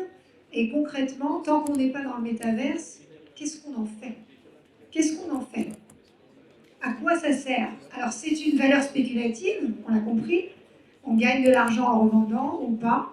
Mais d'un point de vue de l'usage, qu'est-ce que ça apporte d'avoir un sac ou des baskets aujourd'hui sous forme de NFT? C'est un peu la question qu'on pourrait se poser avec ce tableau le plus cher du monde de Léonard de Vinci. Oui, effectivement, il a été acheté il y a quelques années, personne ne le voit, il serait apparemment sur un yacht. Donc effectivement, là, on peut l'acheter et ne pas le montrer, ne pas le dévoiler à tout le monde. Et aujourd'hui, à mon avis, il y a quand même un enjeu, et on le voit sur les baskets, hein, clairement, c'est cet enjeu de se dire je suis propriétaire d'une édition limitée, j'en suis fier, avec ces enjeux autour des réseaux sociaux. Donc je pense indépendamment de l'usage qu'il peut y avoir autour, les gens on est dans une économie de la rareté à un moment. Quand on voit la queue qu'il peut y avoir pour aller chez Big Mama, on voit que cette rareté, elle a un impact fort sur nos usages. Alors le NFT, il est unique, et en préparant cette conférence, on a trouvé une expression que j'ai trouvée intéressante, c'est être propriétaire de la propriété. On est au paroxysme du capitalisme, là. Est-ce que ça te parle? Très bonne question. Donc, après, c'est un sujet plus large, qui est celui de la blockchain aussi, de pouvoir avoir une traçabilité qui n'existait pas. Alors, pour rejoindre Laurence, qui a quand même pas mal insisté sur les faux enjeux, enfin, la réalité de l'intelligence artificielle, c'est vrai que tous les jours, on voit des choses qui se prétendent être de la big data ou de la réalité de l'intelligence artificielle qui n'en sont pas du tout. Et la blockchain, on peut le prendre comme on veut. Enfin, depuis toujours, il y a eu des bases de données qui sont traditionnellement des bases MySQL dans le web. Là, effectivement, elle a un côté public. C'est pas non plus une révolution technique incroyable, mais en ouvrant finalement le monde, en ouvrant ce monde-là, ça crée quelques usages qui sont loin d'être stabilisés, mais qui sont sûrement assez prometteurs. Donc je pense que ça reste. Enfin, on ne peut pas dire que tout va tourner autour des NFT. Il y a très certainement une bulle autour de startups comme Sora, mais c'est vrai que c'est le métaverse qui va nous donner sûrement une grosse partie de la réponse dans les mois et les années à venir. Il y a un concept derrière la blockchain qui est quand même très intéressant, non? Le fait que ça soit distribué, que ce soit un ensemble de personnes qui valident le transfert d'un objet ou sa véracité, c'est quand même important. Il est crypté par un ensemble de personnes.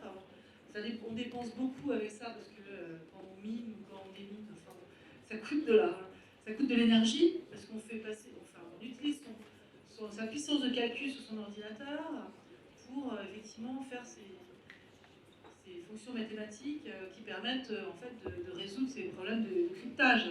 Mais je pense que l'idée derrière qui était assez démocratique, quoi, de dire finalement c'est plus un acteur qui certifie, mais c'est un ensemble d'acteurs qui certifient, d'ailleurs qui gagnent de l'argent grâce à ça. C'est quand même une idée extrêmement intéressante quand même. On peut toujours dire que ça n'a pas abouti, mais c'est quand même assez fascinant. Ce qui est fascinant, c'est toute la philosophie aussi qui est derrière tous ces nouveaux univers. On crée à chaque fois plein de choses. Moi, je suis fascinée par ça. Après, je dis juste, dans la réalité, c'est juste pour vendre des baskets. C'est loin de... Tu vois. Je pense qu'on a balayé plein de sujets super intéressants et maintenant, ça va être à vous de prendre la parole si vous voulez, s'il y a des questions, des cris à pousser. Alors, il y a déjà une question là. Tu parles fort.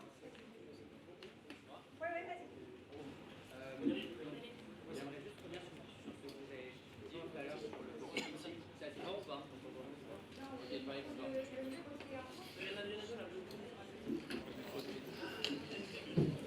Allô?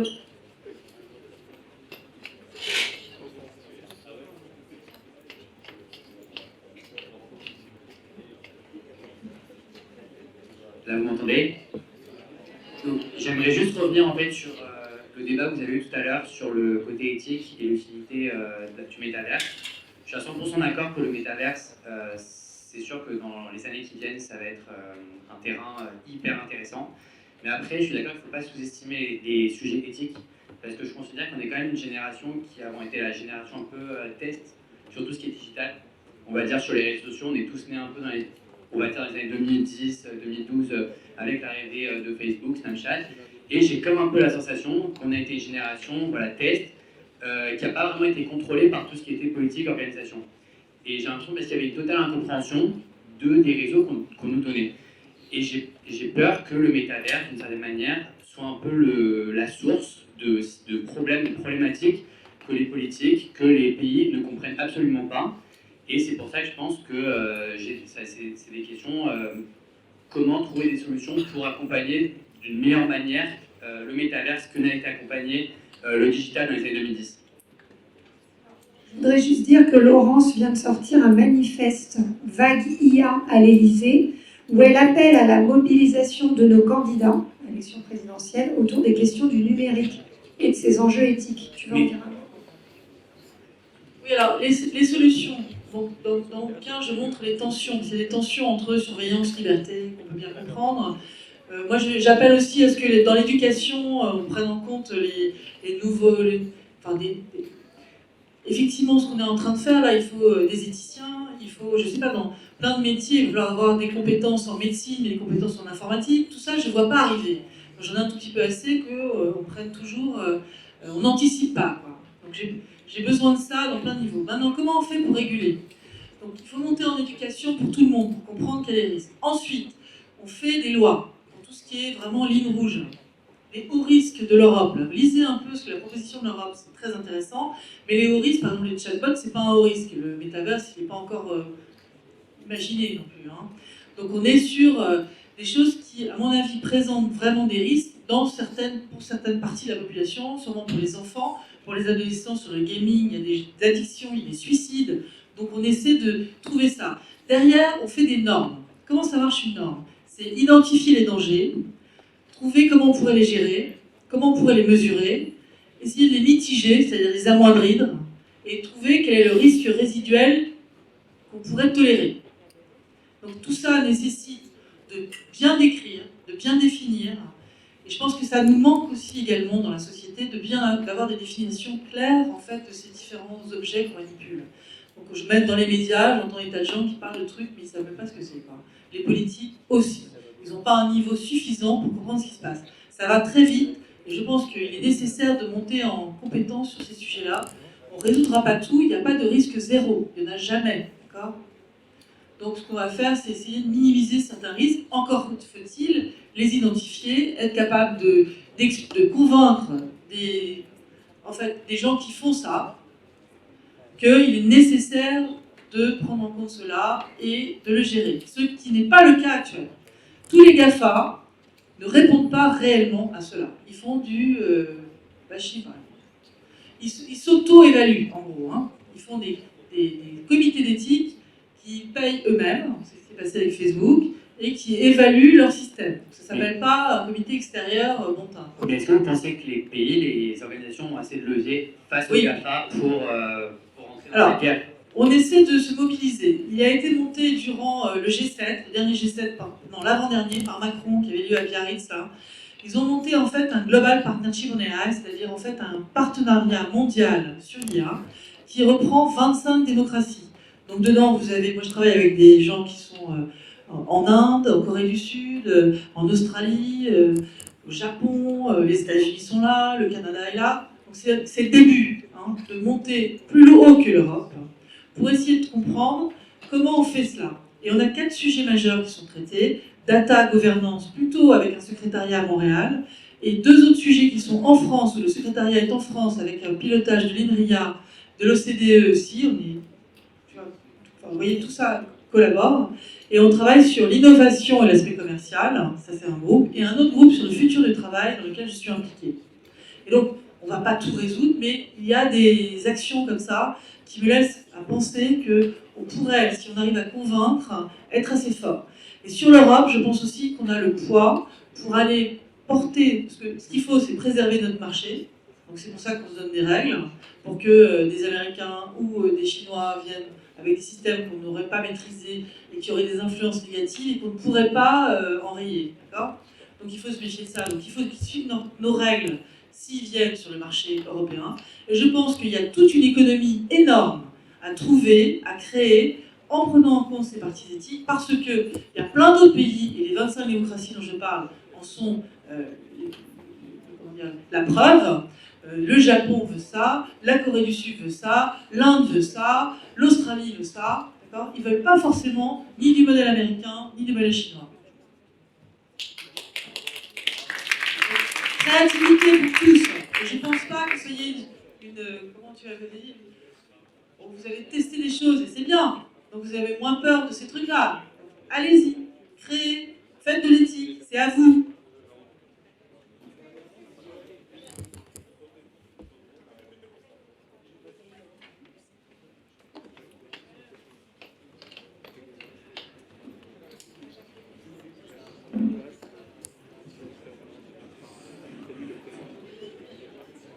Merci bien.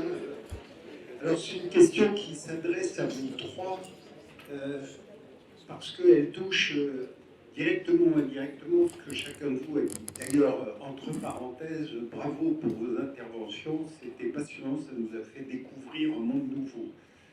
Pas entièrement nouveau, puisque la salle a montré. Ma question, c'est, vous avez vu récemment un certain nombre de procès Hermès à propos de la marque utilisée dans le métaverse. Est-ce que vous voyez une évolution de la réglementation, de la législation sur le sujet?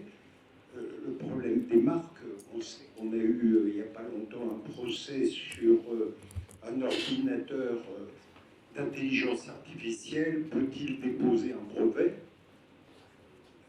Certains pays ont dit oui, et la France pour le moment n'a pas dit oui. Il y a l'Australie a dit oui. On sent que pour un brevet, c'est relativement délicat, parce qu'il y a une invention. Dans le cas d'une marque, c'est beaucoup plus accessible. Au fond, je crée un personnage dans le métaverse, il porte un sac Hermès, une robe Dior. Ai-je le droit de dire c'est un sac Hermès, c'est une robe Dior?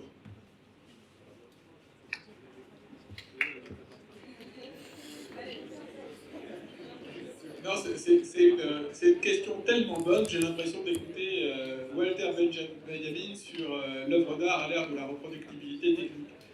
fait, c'est assez intéressant. Un de mes vieux camarades a monté une société qui s'appelle Fadel, et c'est un garçon qui est formidable, qui vit à New York, qui s'occupe notamment de tous les dépôts de droits qui ont trait aux images. Donc, contrairement à ce que beaucoup croient, Internet n'a pas fait sauter en fait le droit traditionnel, en fait, qui est un droit ancien, qui est un droit d'auteur, l'autorat sur les images, l'autorat sur la musique. L'autorat n'est pas parti, en fait. Ce qui est plus compliqué, c'est l'autorat et la représentation. Donc, si on a par exemple, vous êtes formidable, vous avez une super cravate, la cravate, je n'ai pas le droit de la reproduire en tant qu'industriel. Mais vous, est-ce que vous avez le droit de vous photographier avec cette cravate? Ben, sur Instagram, oui, vous avez le droit de vous photographier avec une cravate. Aujourd'hui, vous n'avez plus le droit de vous photographier pour des raisons commerciales à côté de la Tour Eiffel. Mais pour des raisons personnelles, vous pouvez. Mais demain, quand on va se retrouver dans le métaverse, est-ce qu'on est dans la photo personnelle? Et donc c'est un adjuvant. Et c'est une très bonne question parce que, en fait, on n'a pas pris encore le diable complètement par la queue. La question s'est posée, elle va être traitée. Mais un rasoir qu'on peut avoir de calme assez simple, c'est tout ce qui a trait à l'exploitation commerciale, a quand même une bonne chance de revenir dans le canon en fait, du droit à l'image et de la reproduction. Tout ce qui permet de tirer un bénéfice de la représentation d'une chose, je serais surpris si les tribunaux venaient à conclure qu'on rompt avec des millénaires de propriété intellectuelle. Enfin, en tout cas, plus beau marché, en tout cas, de manière assez lourde. En revanche, pour la reproduction individuelle, c'est plus compliqué. C'est comme la reproduction sur les cassettes de la musique, ça nous renvoie à une période ancienne. J'ai pas le droit de reproduire des cassettes, mais j'avais le droit pendant très longtemps à la copie privée. Donc on pourrait très bien avoir quelque chose qui va comme ça, mais si je fais ma gloire sur la reproduction commerciale, c'est plus compliqué, mais qu'est-ce qu'il en est si c'est une œuvre d'art? Si je fais une reproduction à titre artistique, est-ce que j'ai le droit de reproduire, dans un monde virtuel reproductible, une œuvre connue, mais qui est une œuvre commerciale? Ça, mon Dieu, la question est ouverte, mais plus on est proche de la commercialisation, plus j'aurais tendance à penser qu'on va revenir sur un canon assez traditionnel. Et qu'en pensez-vous? Totalement d'accord. Et toi, Laurence? Oui, je suis d'accord. Maintenant, il faut faire attention à une chose, c'est que il y a certaines personnes qui disent en fait dans le métavers, on va être comme d'habitude, quoi. Hein, on va reprendre tous les mêmes règles, etc. Je pense que c'est faux. Je pense que ce qu'on va vivre dans le métavers sera différent. Une partie, sans doute, est à reprendre, une partie est à inventer. Et pour l'instant, il faudrait se poser les bonnes questions.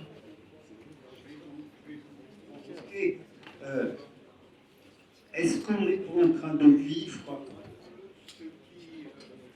ce qui s'est produit dans les années 2005-2008? À l'époque, c'était les produits structurés dans la finance. Tout le monde construisait des produits structurés. Les rendements montaient, c'était génial. Tout le monde gagnait de l'argent.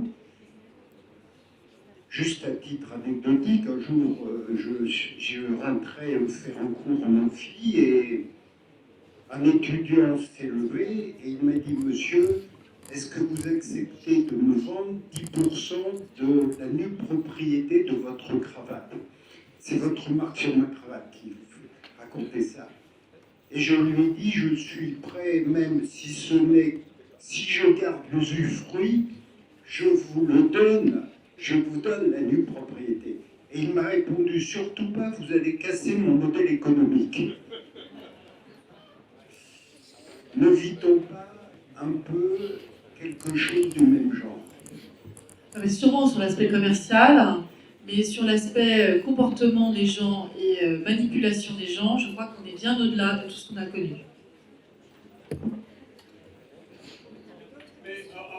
La question est bonne, mais je trouve que votre cravate fait l'objet d'une attention qui est quand même démesurée. C'était peut-être pas la même cravate à l'époque, mais quoique, c'est comme les œuvres d'art, elles sont mieux quand elles sont vintage.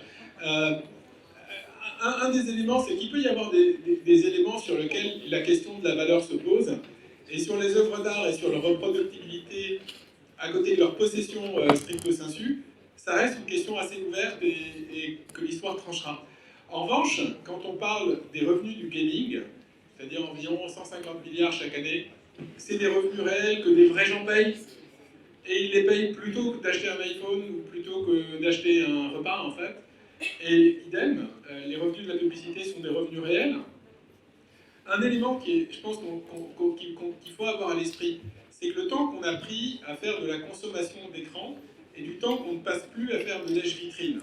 Si vous êtes une marque aujourd'hui, une des raisons principales pour lesquelles on va sur la publicité digitale, c'est que l'opportunité d'être découvert par des gens qui ne vous connaissent pas ou qui ne savent pas qu'ils en ont besoin. Par exemple, qui est-ce qui a un peloton ici? Vous savez, le vélo très cher. Non, peut-être pas. Qui est-ce qui va avoir quelque chose de Sésame parmi les demoiselles ou les dames? Personne n'achète chez Sésame? Si, bon, très peu. Donc vraiment, c'est étonnant. Ma femme serait très surprise de vous rencontrer parce qu'elle a acheté tout le stock. Mais c'est des marques qui ont été rencontrées sur des canaux digitaux que vous n'auriez pas rencontrés en traversant la rue. Donc en fait, la valeur de real estate, la valeur immobilière, qui est celle le fait de l'emplacement qu'on possède, détermine la quantité de gens qui vont vous connaître, qui est vraiment la valeur phare de la publicité. Vous allez où il y a de l'audience, vous allez où il y a des gens, c'est une valeur qui est très réelle et qui pour le coup est matérielle. Et si on parle d'1 à 2 heures par jour, ça pour le coup je pense que la matérialité est vraiment très dure. Alors, si les 2 heures sont là. Bonsoir à tous et merci tout d'abord. Ma question portera sur la souveraineté européenne. Vous avez parlé, madame, dans votre exposé, du fait qu'il fallait que l'Europe se saisisse de toutes ces questions, qu'il fallait que l'Europe investisse. Vous avez même dit, doit-on laisser les États-Unis nous contrôler en quelque sorte? Alors, je suis d'accord avec vous, mais par exemple, si on prend le livre du docteur Laurent Alexandre, La guerre des intelligences, il cite en exemple le fait qu'en Europe, il moque, entre guillemets, en disant qu'en Europe, on s'occupe plus de créer des CNIL que de favoriser le développement de start-up, etc. Et aussi, autre exemple que l'on pourrait montrer, en France, on se réjouit de nos licornes. On a 25 licornes à peu près par an, comme le donnait Le Point il y a 2 semaines. Bien sûr, ce sont des réussites quand on a des entreprises qui dépassent le milliard de valorisation boursière. En revanche, quand on voit qu'aux États-Unis, on a des GAFAM qui dépassent les 1000 milliards de valorisation boursière et qui prennent de plus en plus de pouvoir sur ces questions de données, l'Union européenne tente de faire un travail, la Commission européenne, Thierry Breton, commissaire européen au marché intérieur, est très mobilisé sur ces questions-là. Il s'exprime souvent sur le fait qu'il tente d'imposer, que ce soit en matière de taxes, concernant les GAFA, mais aussi en matière de développement, de protection, etc. Qu'est-ce que l'Union européenne peut faire pour agir efficacement et rapidement sur le développement, si j'ose dire, de contre-pouvoirs, en investissant, elle aussi, de manière durable et concrète, sur l'intelligence artificielle et sur toutes les entreprises qui prennent de plus en plus d'influence sur ces questions-là? Vous posez une réelle question. Alors, si on regarde le modèle américain, en fait, eux, c'est eux qui ont nourri les GAFA. C'est le gouvernement qui a nourri les GAFA, qui a demandé à ce que, finalement, ils fassent des choses pour la gouvernance, n'est-ce pas? Ce que nous n'avons pas fait. Et ce en quoi nous réclamons, effectivement, beaucoup qu'il y ait un changement. C'est-à-dire qu'au lieu que ça soit... Pourquoi, par exemple, le Health Data Hub est sur Microsoft? Parce que, effectivement, a priori, c'est la meilleure plateforme qui permettait à la fois de faire du transfert de données et de faire de l'IA sur ces données. Sauf que si je sépare le problème, je dis d'un côté, il y a une plateforme, des échanges de données, de l'autre côté, je fais des outils d'IA, je peux trouver d'autres solutions. Et donc je pense qu'il faut qu'on pousse pour que ce soit ces solutions. Le RGPD, on en a bien rigolé, n'est-ce pas? Partout. Or maintenant, si on regarde bien, le RGPD, il y en a en Chine. Aux États-Unis, ils ont aussi fait cela. Aux États-Unis, par exemple, en Californie, c'est le premier État à faire une réglementation sur les chatbots, pour être avant nous cette fois-ci. Donc, nous avons aussi là, et les chercheurs que je connais, moi en tout cas américains, poussent aussi en nous disant vous êtes les seuls à pouvoir faire ça. Aux États-Unis, on n'arrivera pas à réglementer, il y a trop de lobbying. Regardez les dépenses sur le lobbying en Europe. C'est monstrueux à quel point les GAFA dépensent de l'argent pour cela. Donc, on a à s'organiser. Je pense qu'on est quand même... Si on arrive à unifier et à avoir un gouvernement qui est plus fort sur l'Europe, nous devrions pouvoir arriver à proposer en tout cas une autre solution. Laissons les gens rigoler de ces aspects-là. Il faut penser sur le long terme. À mon avis, nous avons une vision à construire sur le long terme, que je n'entends pas encore beaucoup au niveau de la politique, petite politique dont on me parle tous les jours, n'est-ce pas? Et c'est pour ça que j'ai écrit ce Vaglia à l'Élysée, pour dire réveillez-vous. On a besoin d'une vision, on a besoin d'une vision à plus long terme, et c'est ce que je pense qu'on peut construire avec l'Europe. Ne soyez pas si pessimiste, mais essayez de trouver les moyens d'apporter votre part à cet effort collectif.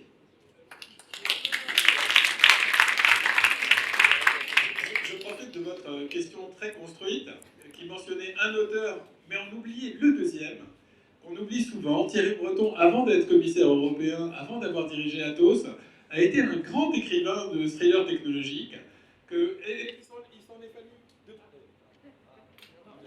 Il s'en est fallu de pas beaucoup qu'on le voit écrire Player One plutôt qu'un auteur américain.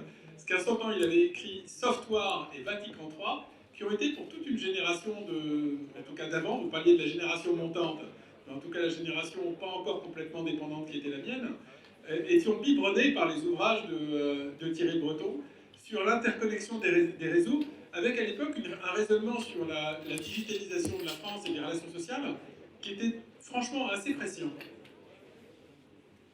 Et puis il y a encore aussi quelque chose qu'il faut comprendre, c'est qu'en fait, on est très fort. Qui sont les chercheurs qui sont aux États-Unis, qui sont les plus forts? Yann Lequin, moi j'ai passé ma thèse, Yann Lequin il est dans les paysages. J'en connais beaucoup des polytechniciens qui sont partis et qui sont là-bas parce qu'on gagne 4 fois plus qu'en France. Donc il faut revaloriser aussi ce travail. On a besoin en fait de changer la donne à plein de niveaux. Mais regardez aussi ce qu'on fait, je veux dire, le livre, Linux, il y a plein de choses qui ont été pensées, proposées en France et en Europe. Les plus grands sujets que, je sais pas, la rétroaction du gradient, c'est aussi en Europe, c'était Yann Lequin et d'autres. Donc on n'a pas à rougir sur ce qu'on est capable de faire en sciences. Par contre, on va être à rougir pour les prochaines générations parce qu'il faut vraiment changer l'éducation. On est premier en mathématiques au monde, vous savez ça, dans le classement de Shanghai. Premier en mathématiques à Orsay, 3e en mathématiques à la Sorbonne. Et on est nul pour le lycée et le collège. Donc il faut quand même remonter la pente, mais il y a quand même une élite et des forces de créativité en France à tout niveau, sur tous les sujets. Donc on se fait piller parce qu'on ne sait pas défendre cela. Donc je pense que c'est aussi en comprenant la force qui existe dans ce pays qu'on doit monter maintenant sur la politique. Et obligez les politiques à vous parler de cela, et regardez un petit peu ce qui se passe. Et là, vous verrez, c'est assez vide pour beaucoup.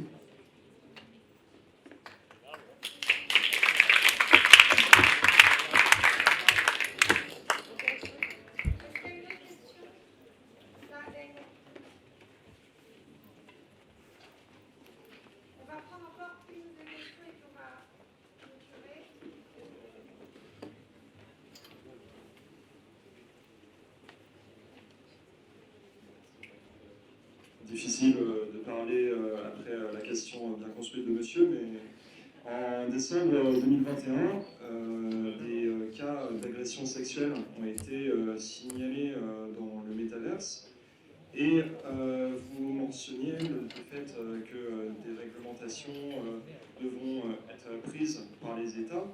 Mais admettons que demain, ce genre de délit ou crime virtuel, on va dire, donc avec un agresseur et un agressé, met en scène un individu d'un certain pays, et donc le coupable et la victime d'un autre pays. Le coupable doit être jugé par quel système judiciaire? Parce qu'en fin de compte, nous sommes, comme vous l'avez dit également, dans un monde sans frontières. Bon, ben, venez discuter de ça. Ce que j'ai dit tout à l'heure, on arrive dans le métavers, et certains pensent que tout est fait. Ben non, voilà une bonne question. Et on a donc à construire beaucoup de choses. Et il y a des juristes qui travaillent là-dessus en ce moment. Je voulais ajouter que Facebook, suite à ces problématiques, a mis en place une espèce de zone de sécurité autour de l'avatar. Je ne sais pas si tu as vu ça.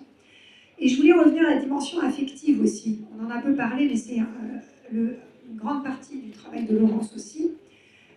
Dans ce mariage dont je vous parlais tout à l'heure dans Poudlard, le château de Poudlard d'Harry Potter dans le métaverse, les Indiens invitaient 2500 personnes, alors qu'avec le Covid, ils étaient restreints à une centaine. Forcément, ça a élargi. Parmi les invités, parmi ces 2500, il y avait le papa de la mariée défunt. Donc ça remet au centre de la question de la dimension affective, de la relation homme-machine. On l'a vu avec l'image assez choquante du dialogue entre la maman et la petite fille. Je voulais revenir que vous répondiez en quelques mots là-dessus, sur la dimension affective. Non, mais sur la dimension affective, c'est énorme ce qu'on peut créer comme dépendance dans le métavers. Et à mon avis, on voit déjà les propos haineux qui sont sur la toile, le harcèlement, tous les risques qui ne sont pas du tout gérés par ces réseaux sociaux. Donc ça sera puissance, enfin, ça va être multiplié, tout ça. Est-ce qu'on va trouver des solutions? Je pense qu'effectivement, Thierry Breton en parle aussi, c'est le Far West pour l'instant. Donc on a besoin de trouver des façons de gérer cela, de savoir si c'est 2 personnes dans 2 pays, et puis de proposer des solutions pour qu'on soit moins vulnérable. Je pense qu'on est très vulnérable dans ce métavers tel qu'il arrive. Donc si on ne travaille pas sur cette vulnérabilité, je pense que personne n'ira. C'est exactement ce que vous essayez de dire aussi, c'est-à-dire qu'il n'y aura pas de clients. Donc si on veut faire du business dans ce nouveau terrain de jeu, on a intérêt à travailler sur la vulnérabilité, le droit, et se trouver comment on peut faire que les enfants ne se feront pas manipuler, ne se feront pas harceler, et tout cela est en cours, et ça va très vite. Le problème, c'est que la technologie va à une vitesse incroyable, et la législation beaucoup moins vite. Donc c'est pour ça qu'il est utile de parler d'éthique, il est utile d'avancer sur tous les sujets, sur l'éducation des gens, et en fait, c'est très dynamique tout ça. L'éthique, c'est pas dans le marbre, évidemment, ça augmente en fonction de la techno. Mais donc, à un moment donné, il faut aussi que peut-être on fasse peser sur ces grands acteurs des géants numériques la pression de la foule.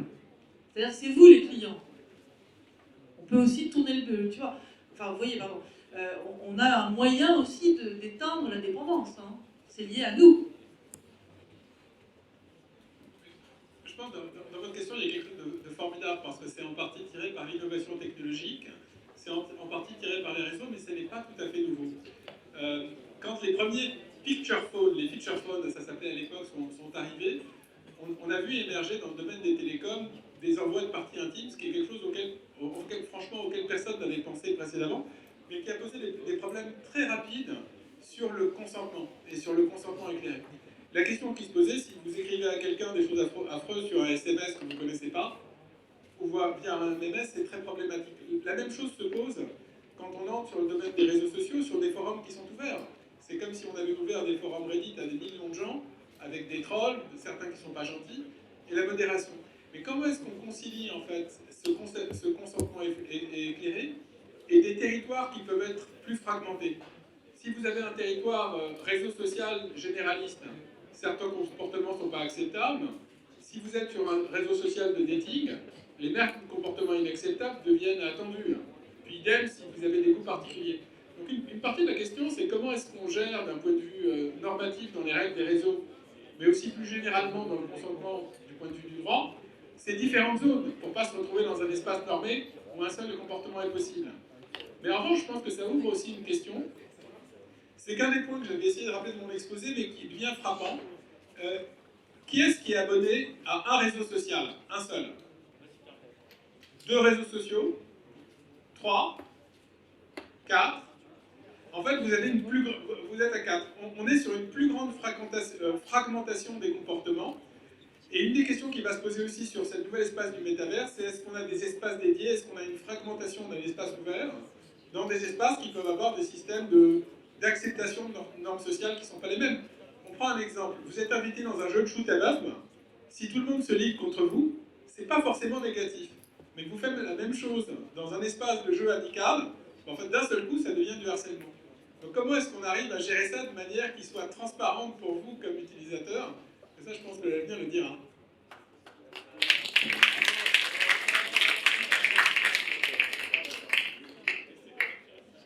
Le mot de la fin, Élise. Alors, merci à tous d'être venus. Moi, ce que je retiens en tout cas de cet échange, c'est que le métaverse, en tout cas, ça reste un chantier, aussi bien technologique que légal, qu'éthique. Et comme vous l'avez dit, en fait, c'est aussi à nous de réussir à créer et à faire en sorte qu'il y ait un cadre qui se fasse autour de ça, que ce soit politique, qu'en termes de valeurs. Et l'avenir vous le dira, c'est un peu ça. Merci à tous. Merci à vos intervenants brillants. On a pu débattre, on n'est pas toujours d'accord, mais c'est formidable. Merci à vous d'avoir participé. Vous étiez 50 écoles représentées.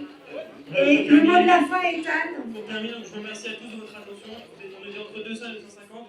Comme Valérie l'a dit, il y avait plus de 50 écoles qui étaient représentées, écoles et universités. Donc, je voudrais remercier aussi nos intervenants, Élise Niacourt, Laurence Villers, Mathieu Gaspard et Axel. Là, vous pouvez applaudir.